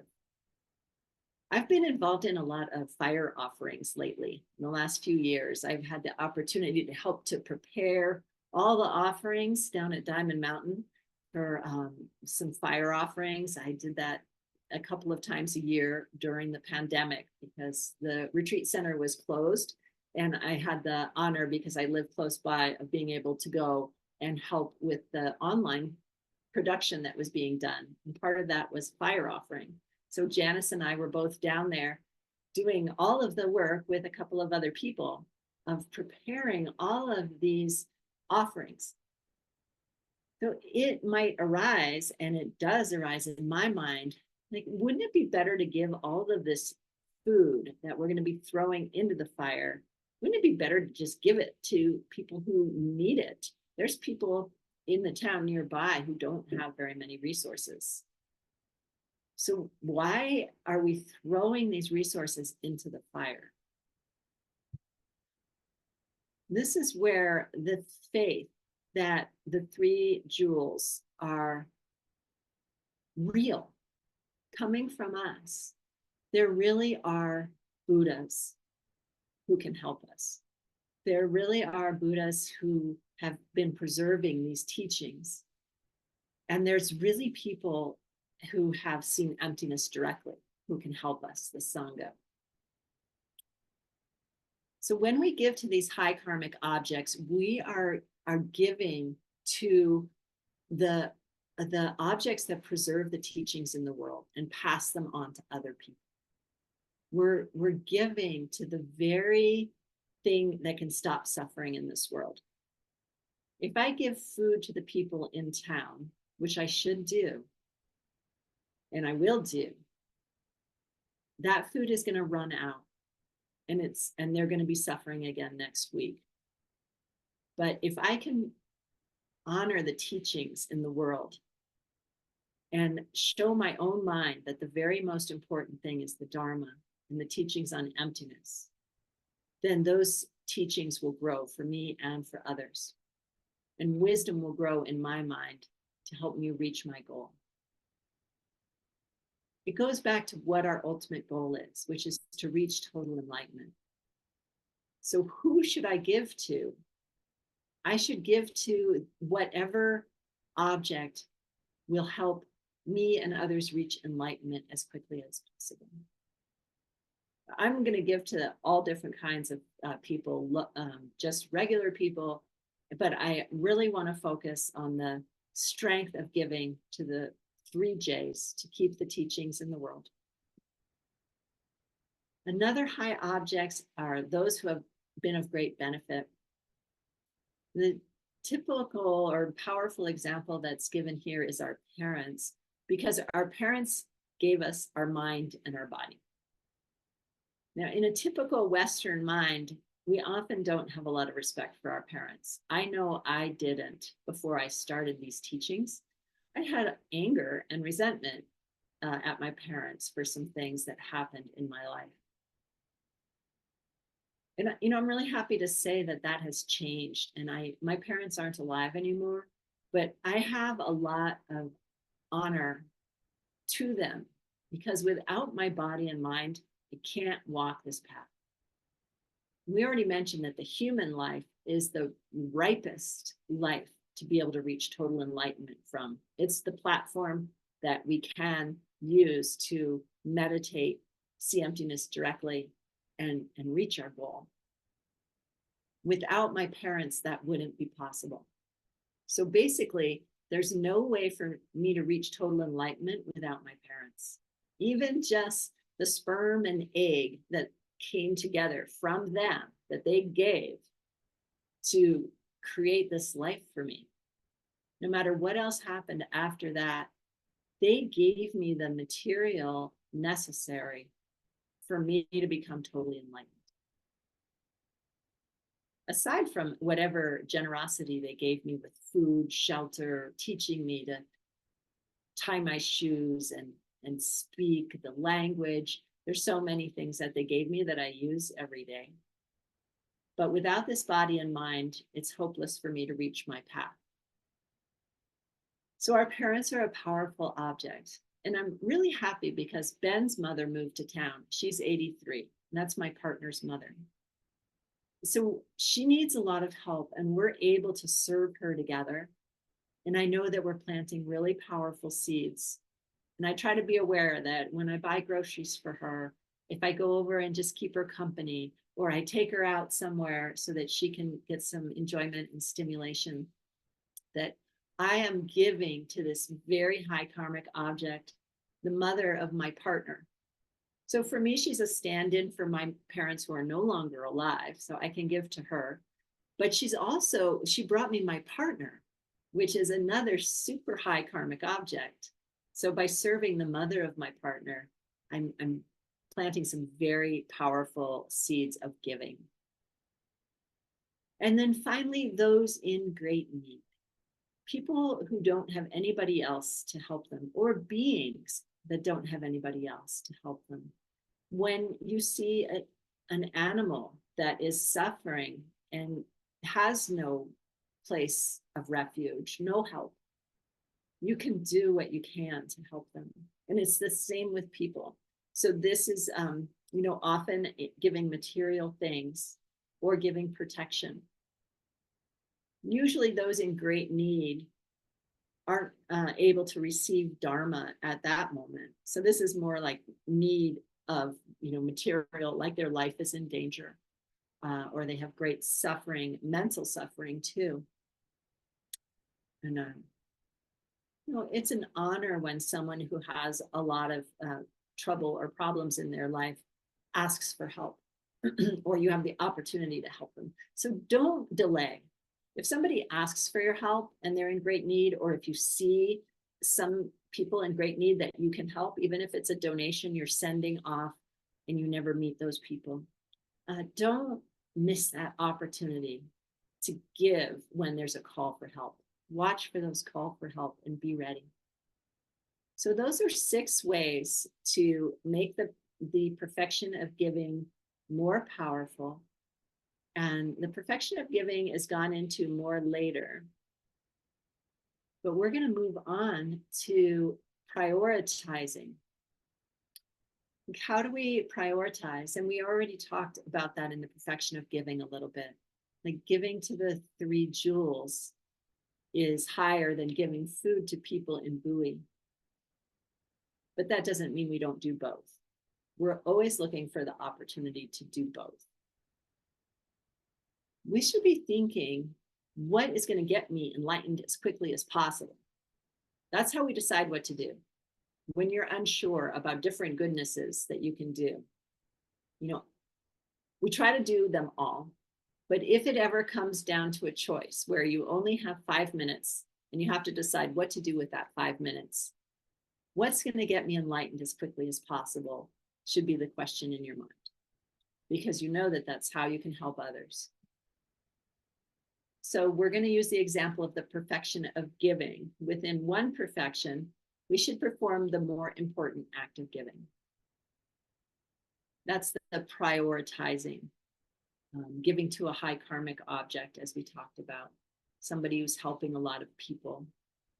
We talked about our parents. They've helped us a lot.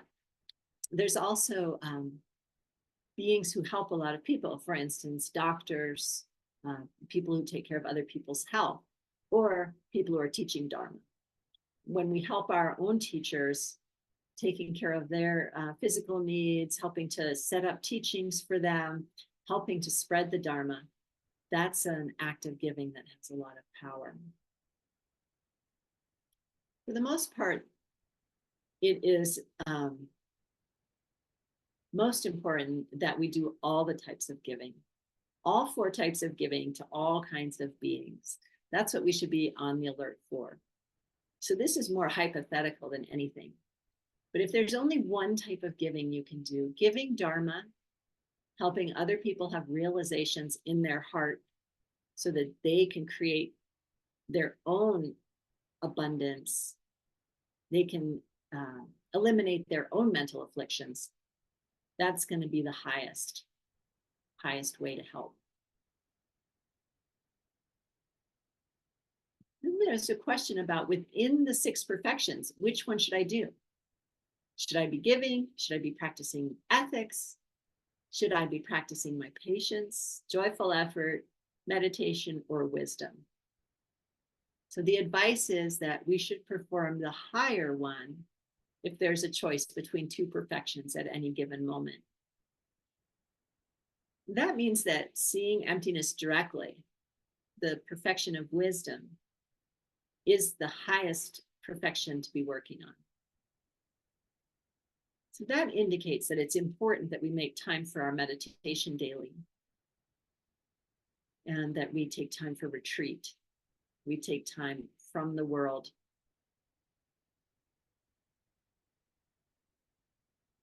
But again, I would just want to emphasize that that doesn't mean we should shut ourselves in our room and say we're too busy working on the perfection of wisdom to help somebody else with something that they need done. So we need to be available to help them. So it's both. But I think about a lot of my teachers and friends. I have this amazing karma where I know all of these people who have done 3-year retreat. Not only, do I know them vaguely, but I'm close to many of them, which is just amazing that I know people who decided to dedicate 3 years, 3 months, and 3 days of their lives to this extremely high path of seeing emptiness directly and reaching total Buddhahood, total enlightenment, which is Buddha. So they had to make a choice to give up some worldly things to go into that long retreat. I don't know if I could do that. Right now, I know I couldn't do it. I'm not ready to do that. To me, it would be giving more than I can give, because I'm attached to the worldly things that I do. But there may come a time where putting our efforts to see emptiness directly is more important than being there to give to our own children or our grandchildren, or being there to help people learn Dharma by teaching. They even gave up teaching to go into this retreat. So they chose the highest perfection. We might have a time where we have a small choice during our day, whether we should give or we should be ethical. Now, maybe that means that we see someone starving, but in order, okay, this is a hypothetical example. Probably you won't have this in your life. You see someone starving, but the only food that you could get, you'd have to steal to give to them. So this would indicate that being ethical, not stealing, would be more important than giving somebody food. Okay, so there could be those kinds of choices. Let's try to think of an example that's more in our daily life. It's hard to think of a time where we would have to make a choice between being joyful or, stopping anger, for instance, because stopping anger helps us to become joyful. So really, when we do a lower perfection, it's hard to do a higher perfection unless we've already done the lower perfection. As Janice said, we kind of have to build on the lower ones to reach the higher ones. So it's difficult for me to think of a worldly example where I would be choosing between these two, but it does come up in our vows. There are some, and this principle of prioritizing is in Tibetan, Jawa Ni Dompa. But there are times in our vows where there could be a conflict. The first set of vows are called the freedom vows. Those are vows of nuns and monks, or for lay people, it's the 5 lifetime layperson vows. And we can also, if you don't have any vows, the top 10 good deeds, which I think we talked about in an earlier class, are those lower vows. But some of the higher vows, the bodhisattva vows, might contradict a lower vow. And at that point, we always choose the higher vow. And especially when if you go into the highest vows, the higher teachings, they do have apparent contradictions to the lower vows. But what the teachings say that when you choose a higher vow, you're actually not breaking the lower vow, even though they might seem like they're in contradiction to each other. So for instance, we talked earlier about monks not having any ownership thing, but bodhisattvas are giving. They have a vow to help people with material things. So it's not a contradiction for the bodhisattva to have material things, to gather material things, to be able to help. It doesn't break the lower vow if they have a monk's vow to not own things. And in fact, it says it's a great virtue to keep the higher vow. So the same is true, whichever higher vow you have, keeping the higher vow, even if it appears to contradict a lower vow, it doesn't break the lower vow. And in fact, it helps you collect tremendous good virtue. So that's prioritization.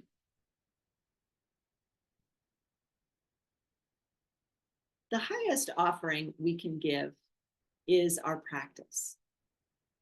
So when you're choosing what to offer, what you have time to offer, what resources you have to offer, remember that your efforts to walk this path, to learn it, to contemplate, to meditate, to apply it to your life, that's the highest thing. That's the most valuable thing that we have.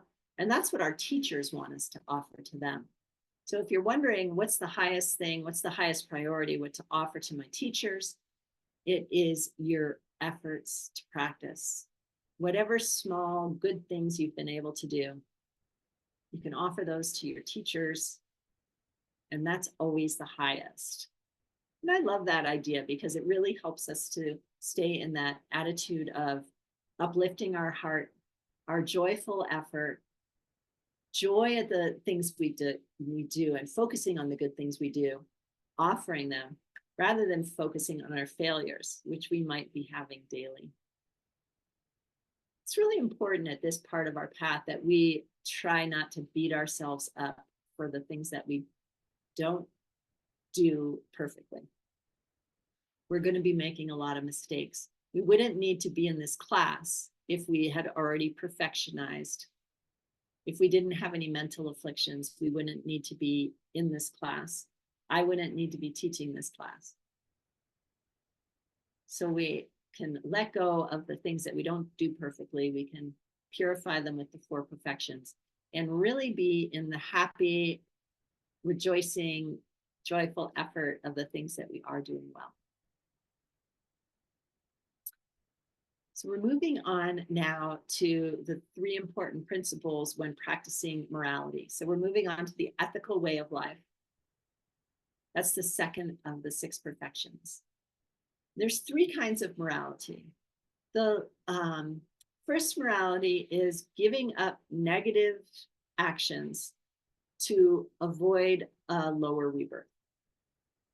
So this is where we want to confront our mental afflictions or negative emotions and stop replanting those bad seeds.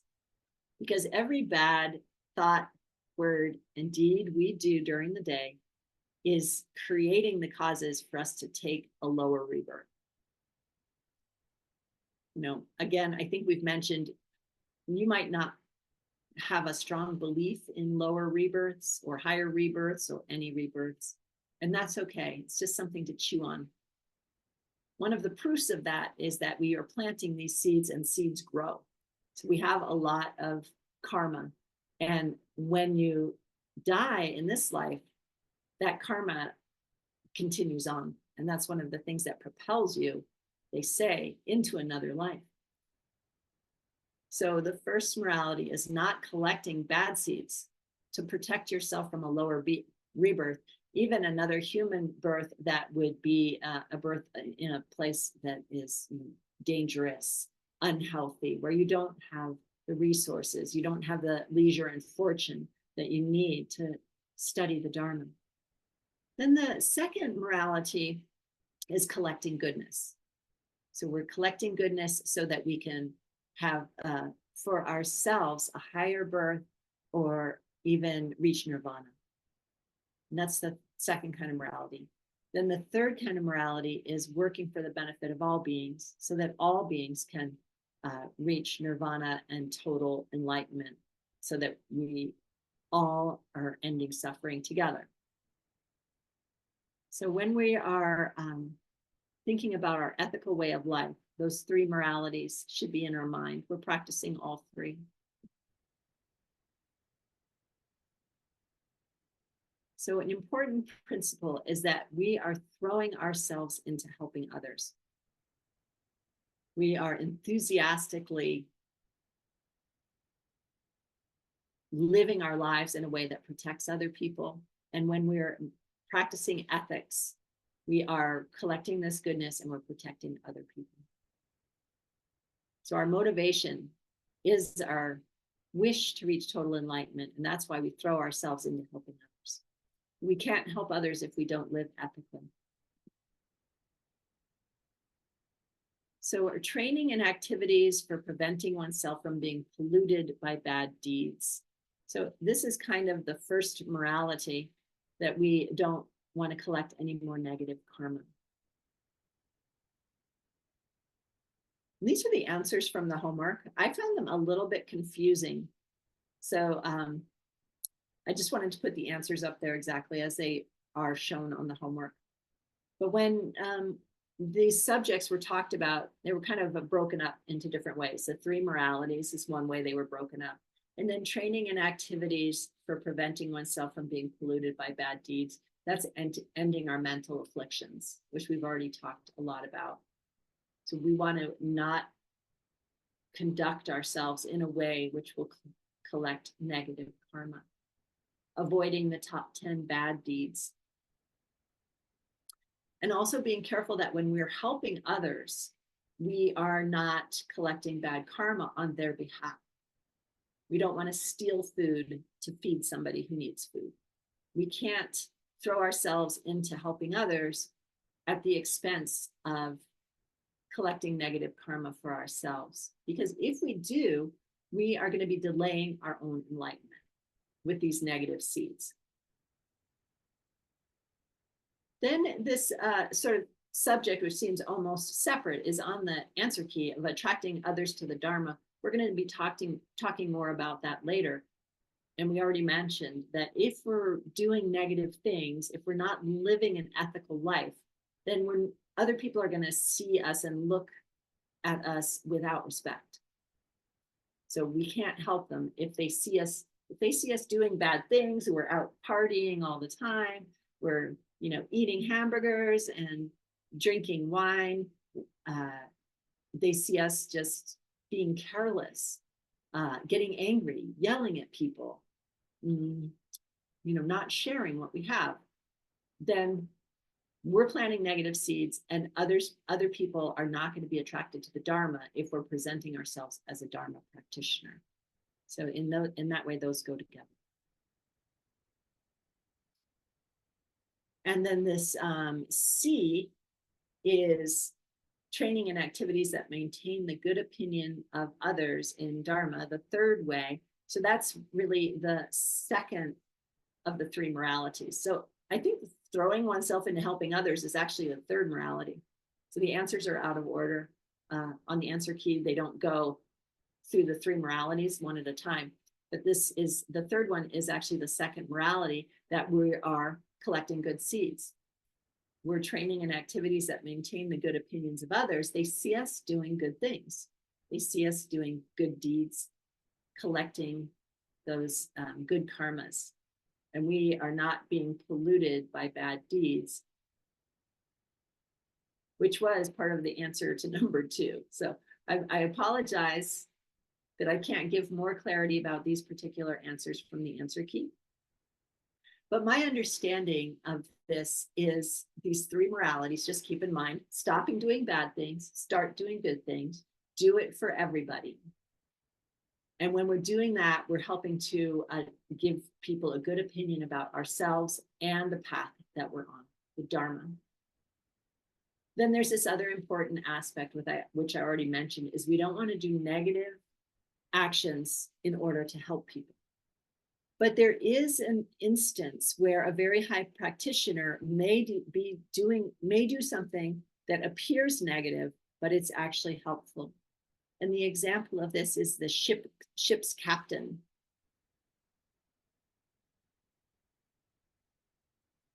So there's a story, I'll just leave it on this slide. I don't want to stop sharing because sometimes it's hard to get the sharing back, but let me tell you a short story about the ship captain.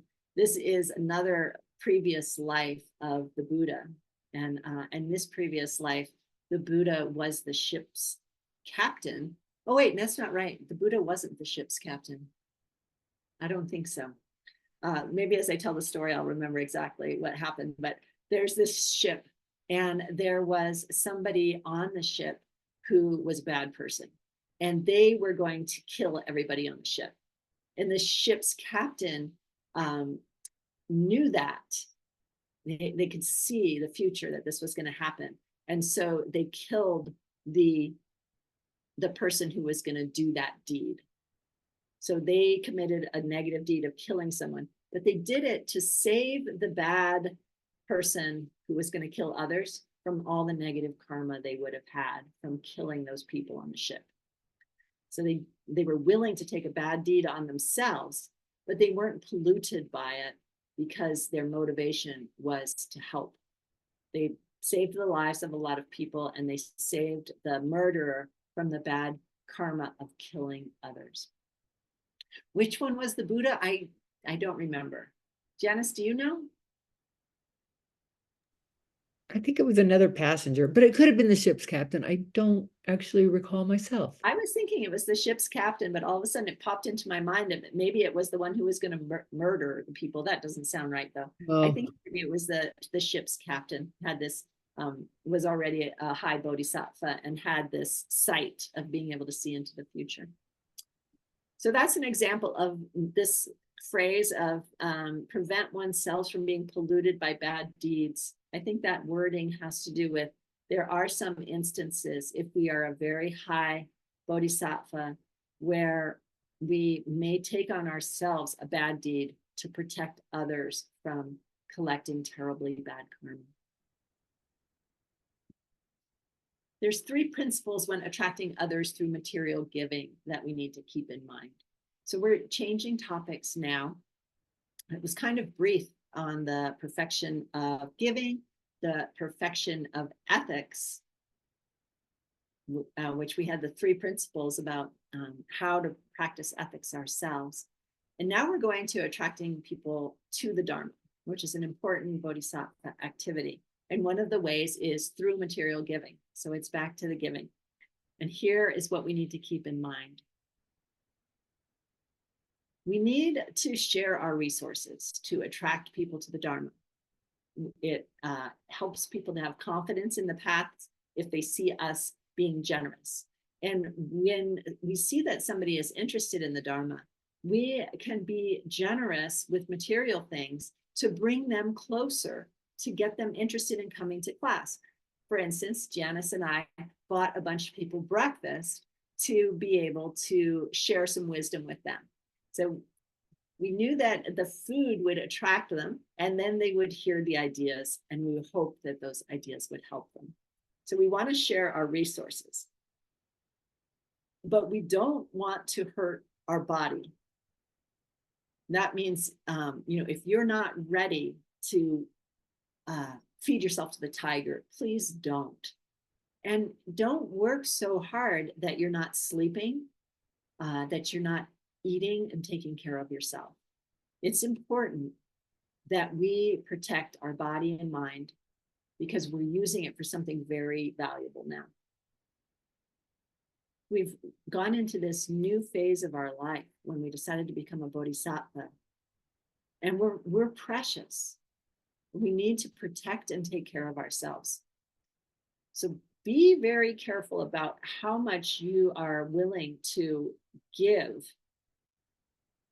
We talked about our material things are not ours anymore. They belong to others. Our time belongs to others. Even our body belongs to others. Even our mind belongs to others. But it's our responsibility to keep our body and mind in the best condition we can so that we can use it to help others. We also need to keep our worldly commitments in this second principle of not hurting our body. That means that when we hear about the Dharma, we get excited, we decide to become a bodhisattva, we do not ditch our family, our financial obligations to our family. We don't stop bringing in an income that we need to take care of our body, mind, our family's body. So don't give up everything worldly unless you've nicely wrapped up those things, like the 3-year retreatants did. They wrapped up everything. They sold everything they had. They got rid of their obligations. And then they were ready. Their mind was ready to go into those long retreats. Even if you're only going on a week-long or a month-long retreat, it's important that you wrap up everything nicely. You take care of your commitments and you don't leave other people hanging. Okay, so when we're doing something high for the Dharma, it's never at the expense of a commitment that we made in a worldly way. And then the third principle about attracting others through material giving is that when you're ready, if the time comes, you know it's okay to give up your body and your life. Like I said, maybe I would run into a burning house or car to save somebody. I don't know. But I think I mentioned in the beginning of this course that I've had situations where I did things that surprised myself. They weren't premeditated, but my compassion opened up so that I was able to give love in a way that I didn't even know I was capable of.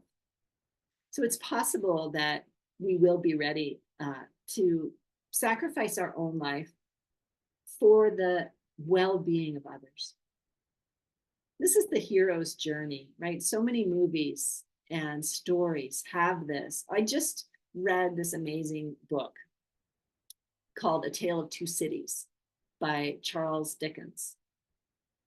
It's a classic, so maybe you've read it before.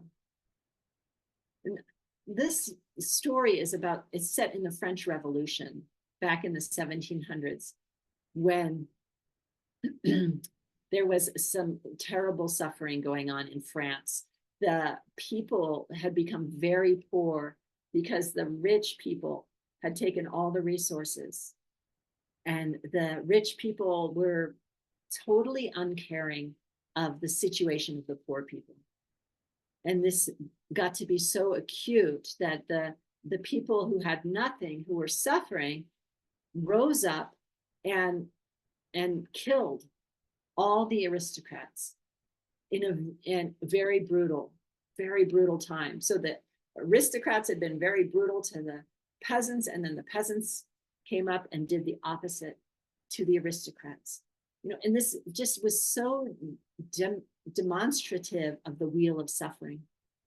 This replanting that negative seed with revenge and anger. So it was a really powerful story for me to read. I hadn't read it when I was younger. Most people probably read it in high school or college, but I recommend it. The English is difficult because it's old English. It's written in the 1800s. The style is much different from what I'm used to reading. But once I got through the first few chapters, I really was gripped. So what happened? Oh, maybe I shouldn't tell you the end of the story. Actually, now that I got this far, you'll have to read it. But like many stories, there is an opportunity for someone to give up their life for somebody else. And that's what they choose to do. And this happens in Iron Man. It's a lot of the action movies. The hero is ready to give up their own life to protect the lives of others. And it's so inspiring, actually, to us. So I'm not suggesting that you do this, but it is a value, a human value that we have, that there can be a time when, our life isn't that big a deal. If you believe in rebirth and you believe in karma, doing something powerful at the end of your life to help others is more important than protecting your own life. And that's what that last one means.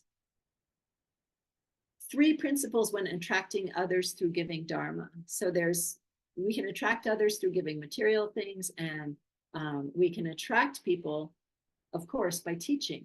So what can we do to use that technique to help people? Remember, we can only help people if we can share the principles that we've learned, and especially if we can share the realizations we've had in our heart. So how can we attract people through the Dharma? It's important that we only teach people who are ready. So we might be eager to teach. I know I am eager to share what I know because I really hope it can help people. But it's important that the person is ready to learn. So we can't force it on anybody. And in the traditional text, this has a lot to do also with the respect that the person has for the teachings. If they don't have any respect for the teacher or the teachings, then they're not ready to learn. And some of the ways you can tell whether they have respect or not in the old days is, are they wearing a hat to the teachings? They can't wear a hat to the teachings. They can't point their feet at the teacher. They can't wrap their head in a scarf unless they're sick. So there's all these sort of signs that someone's not ready to learn that we don't have these days. I think the safest thing we can do is never proselytize. Don't try to force these ideas on people. We have to wait for people to be interested and ask. And the best way to do that is by trying to be a living example, by keeping our ethical way of life, by using the principles to make ourselves happier, genuinely happy and joyful on the inside, to reach our own goals. Then hopefully people will be interested and we can teach them. Once you do have somebody interested, it's important to teach to the level that they are at. This is challenging when we've been learning so much for 10 years. We've been learning so many different wonderful tools and ideas. And often the one we want to share is the one that's top of mind for us. Like, what are we working on right now? But this principle is that we really need to look at the student and ask ourselves what they need, just as Janice is doing in her day, looking at what people need. And it doesn't have to be a formal student. It can be just a kind word that we say to someone in the checkout line at the grocery store but it has some wisdom in it. Like some little idea that things change, for instance. Someone's having a bad day. We can let them know that, I'm so sorry you're having a bad day. Tomorrow will probably be better, or things are going to change, right? That's a lower flavor of emptiness, we say. But just knowing that things are constantly changing is something that people aren't very aware of. So we can drop a little clue that is at an entry level of wisdom. We also need to evaluate the potential of somebody and make sure that we're not giving them a lower idea when they're hungry for higher ideas, when they're able to understand them. So if someone is a Mahayana minded person, that is, they have caring for other people, they have this compassion, we don't want to put them on a path which is only focused on getting themselves out of suffering or reaching their own nirvana. We want to make sure to give them the information that they need to get on this path of the Bodhisattva, which is to, do it for others, not only for ourselves, but ourselves and others, reaching our highest goal. So we hope we'll have these problems of trying to teach people at their level and giving them the highest teaching that they're ready for. So we want to attract students through material giving. And we give Dharma when they're ready or in small, skillful means with the people around us.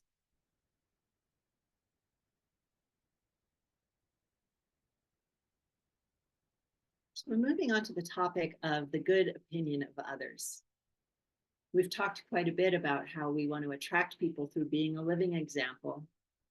That people are watching us, our children watch us, our spouses or partners are watching us, the people at work, they're watching us. And if they know that we're interested in Buddhism, then we have an obligation to make sure that what they see is something that's going to help them.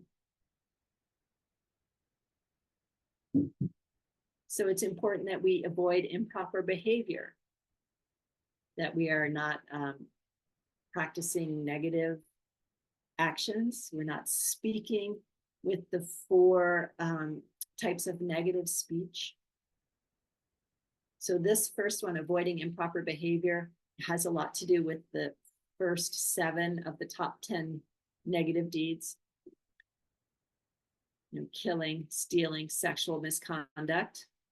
We don't want to be demonstrating those. And then the 4 of speech are, just to review in my own mind, lying, speaking to divide each other from, to separate people from each other, speaking harshly, and idle talk. So those are the things we're going to avoid in order not to have people look at us badly and thereby tainting the good reputation of the Dharma.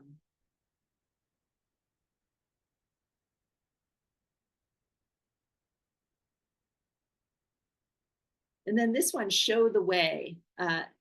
It sounds very mystical and mysterious, but actually it has to do with holding our bodies properly. And the first one did as well. I just remembered that not pointing our feet at the teacher, not just being like lazy and sloppy. Simple good manners are a part of that first one, avoiding improper behavior.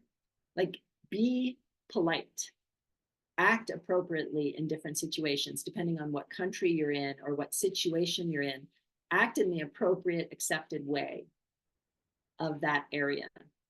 And then this one is to show the way. It actually just means it's impolite in certain places to point down the street where someone should go. If like they're supposed to go a certain direction, you're not supposed to point with your finger. So showing the way just actually means holding yourself gracefully and appropriately showing somebody which direction to go. So it's really a continuation of the last one.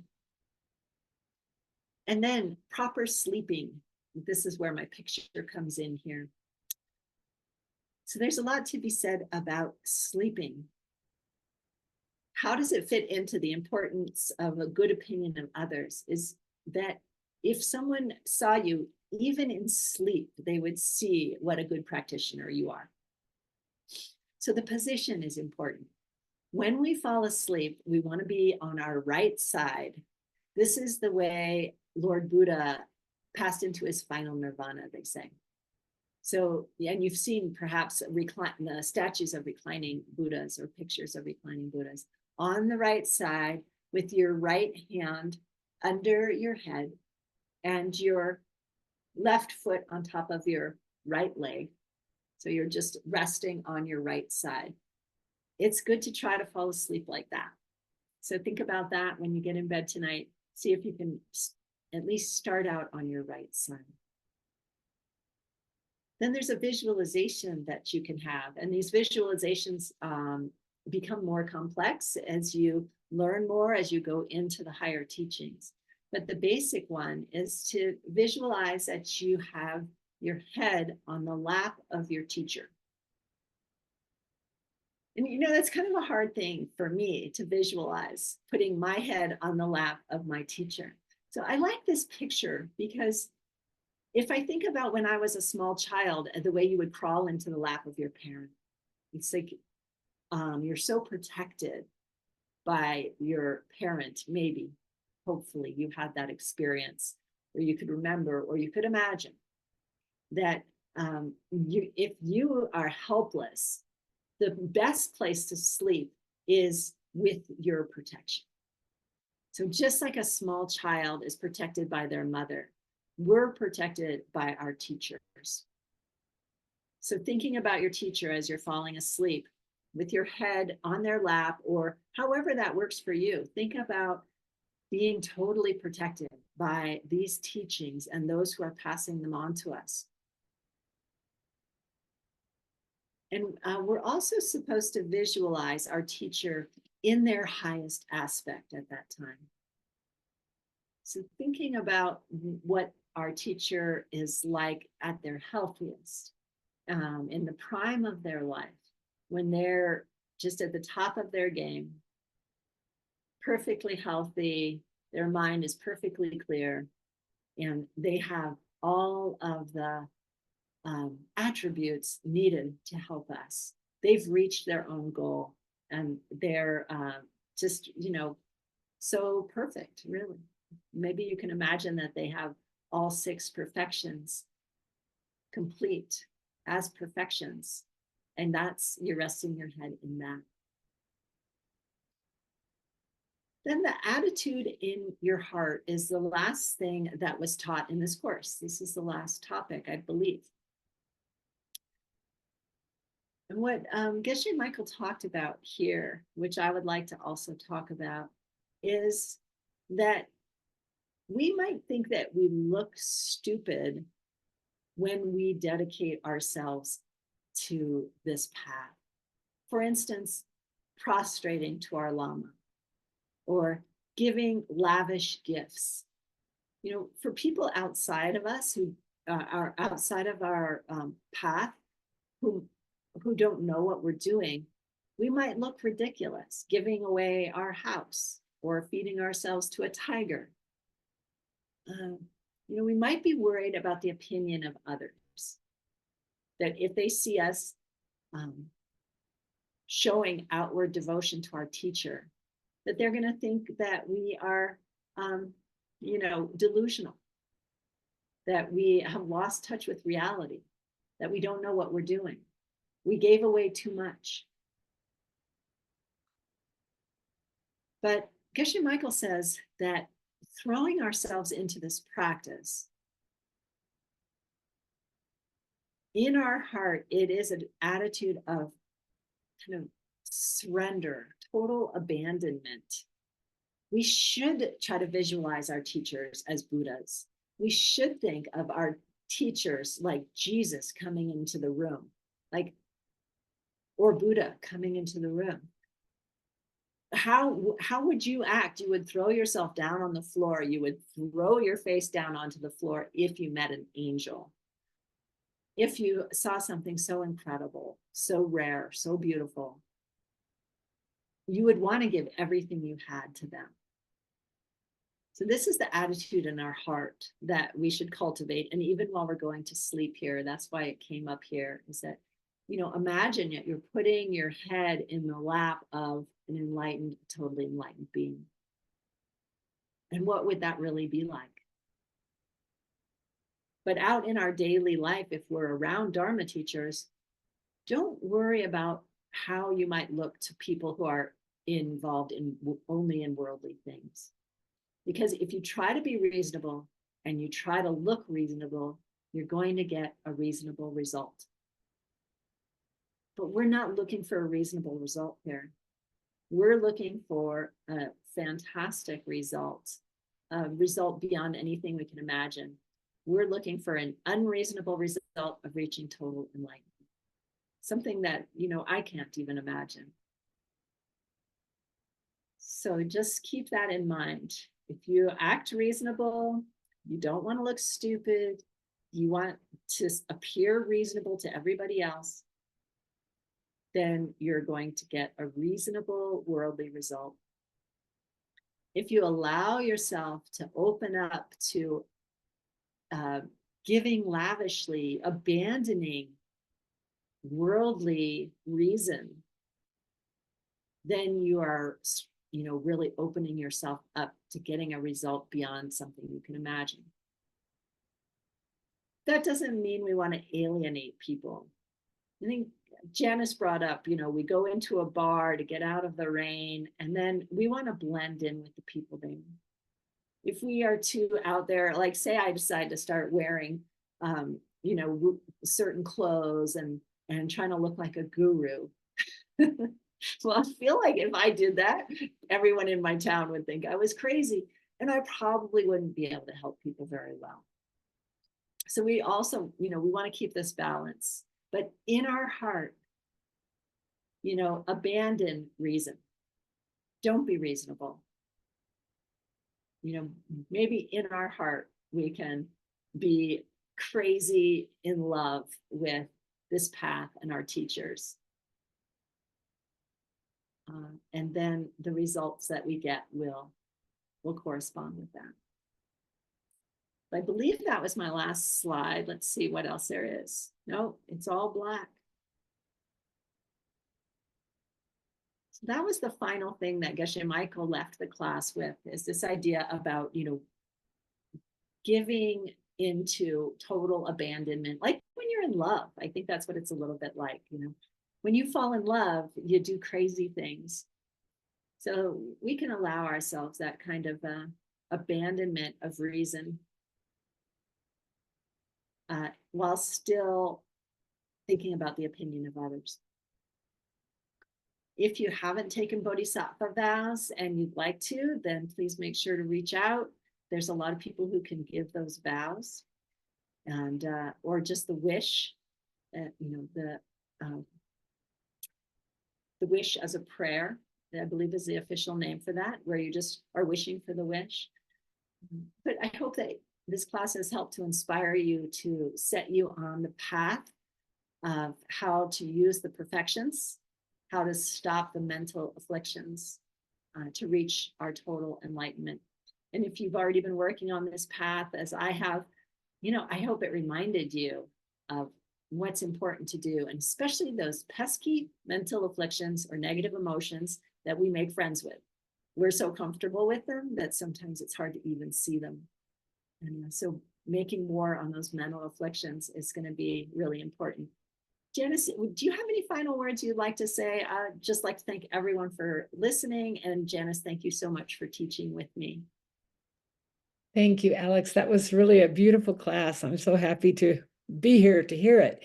And I'm really inspired. I really want to say that I'm happy for anyone who has the opportunity to hear these teachings. And I'm really happy that I get to hear them, because I really need them. And I'm on a practice path, and that's okay. That's where we all are, and we're in a good place. So don't give up, stick with it. Thanks. And one other thing is, this is the first of 3 classes. I'm not sure exactly when Janice and I will teach class 11, but we intend to. So if you'd like to hear it, please ask us. Ask us to teach, and then we'll make sure to set a date sooner rather than later. So thanks again, everybody, and happy travels on your practice. Bye.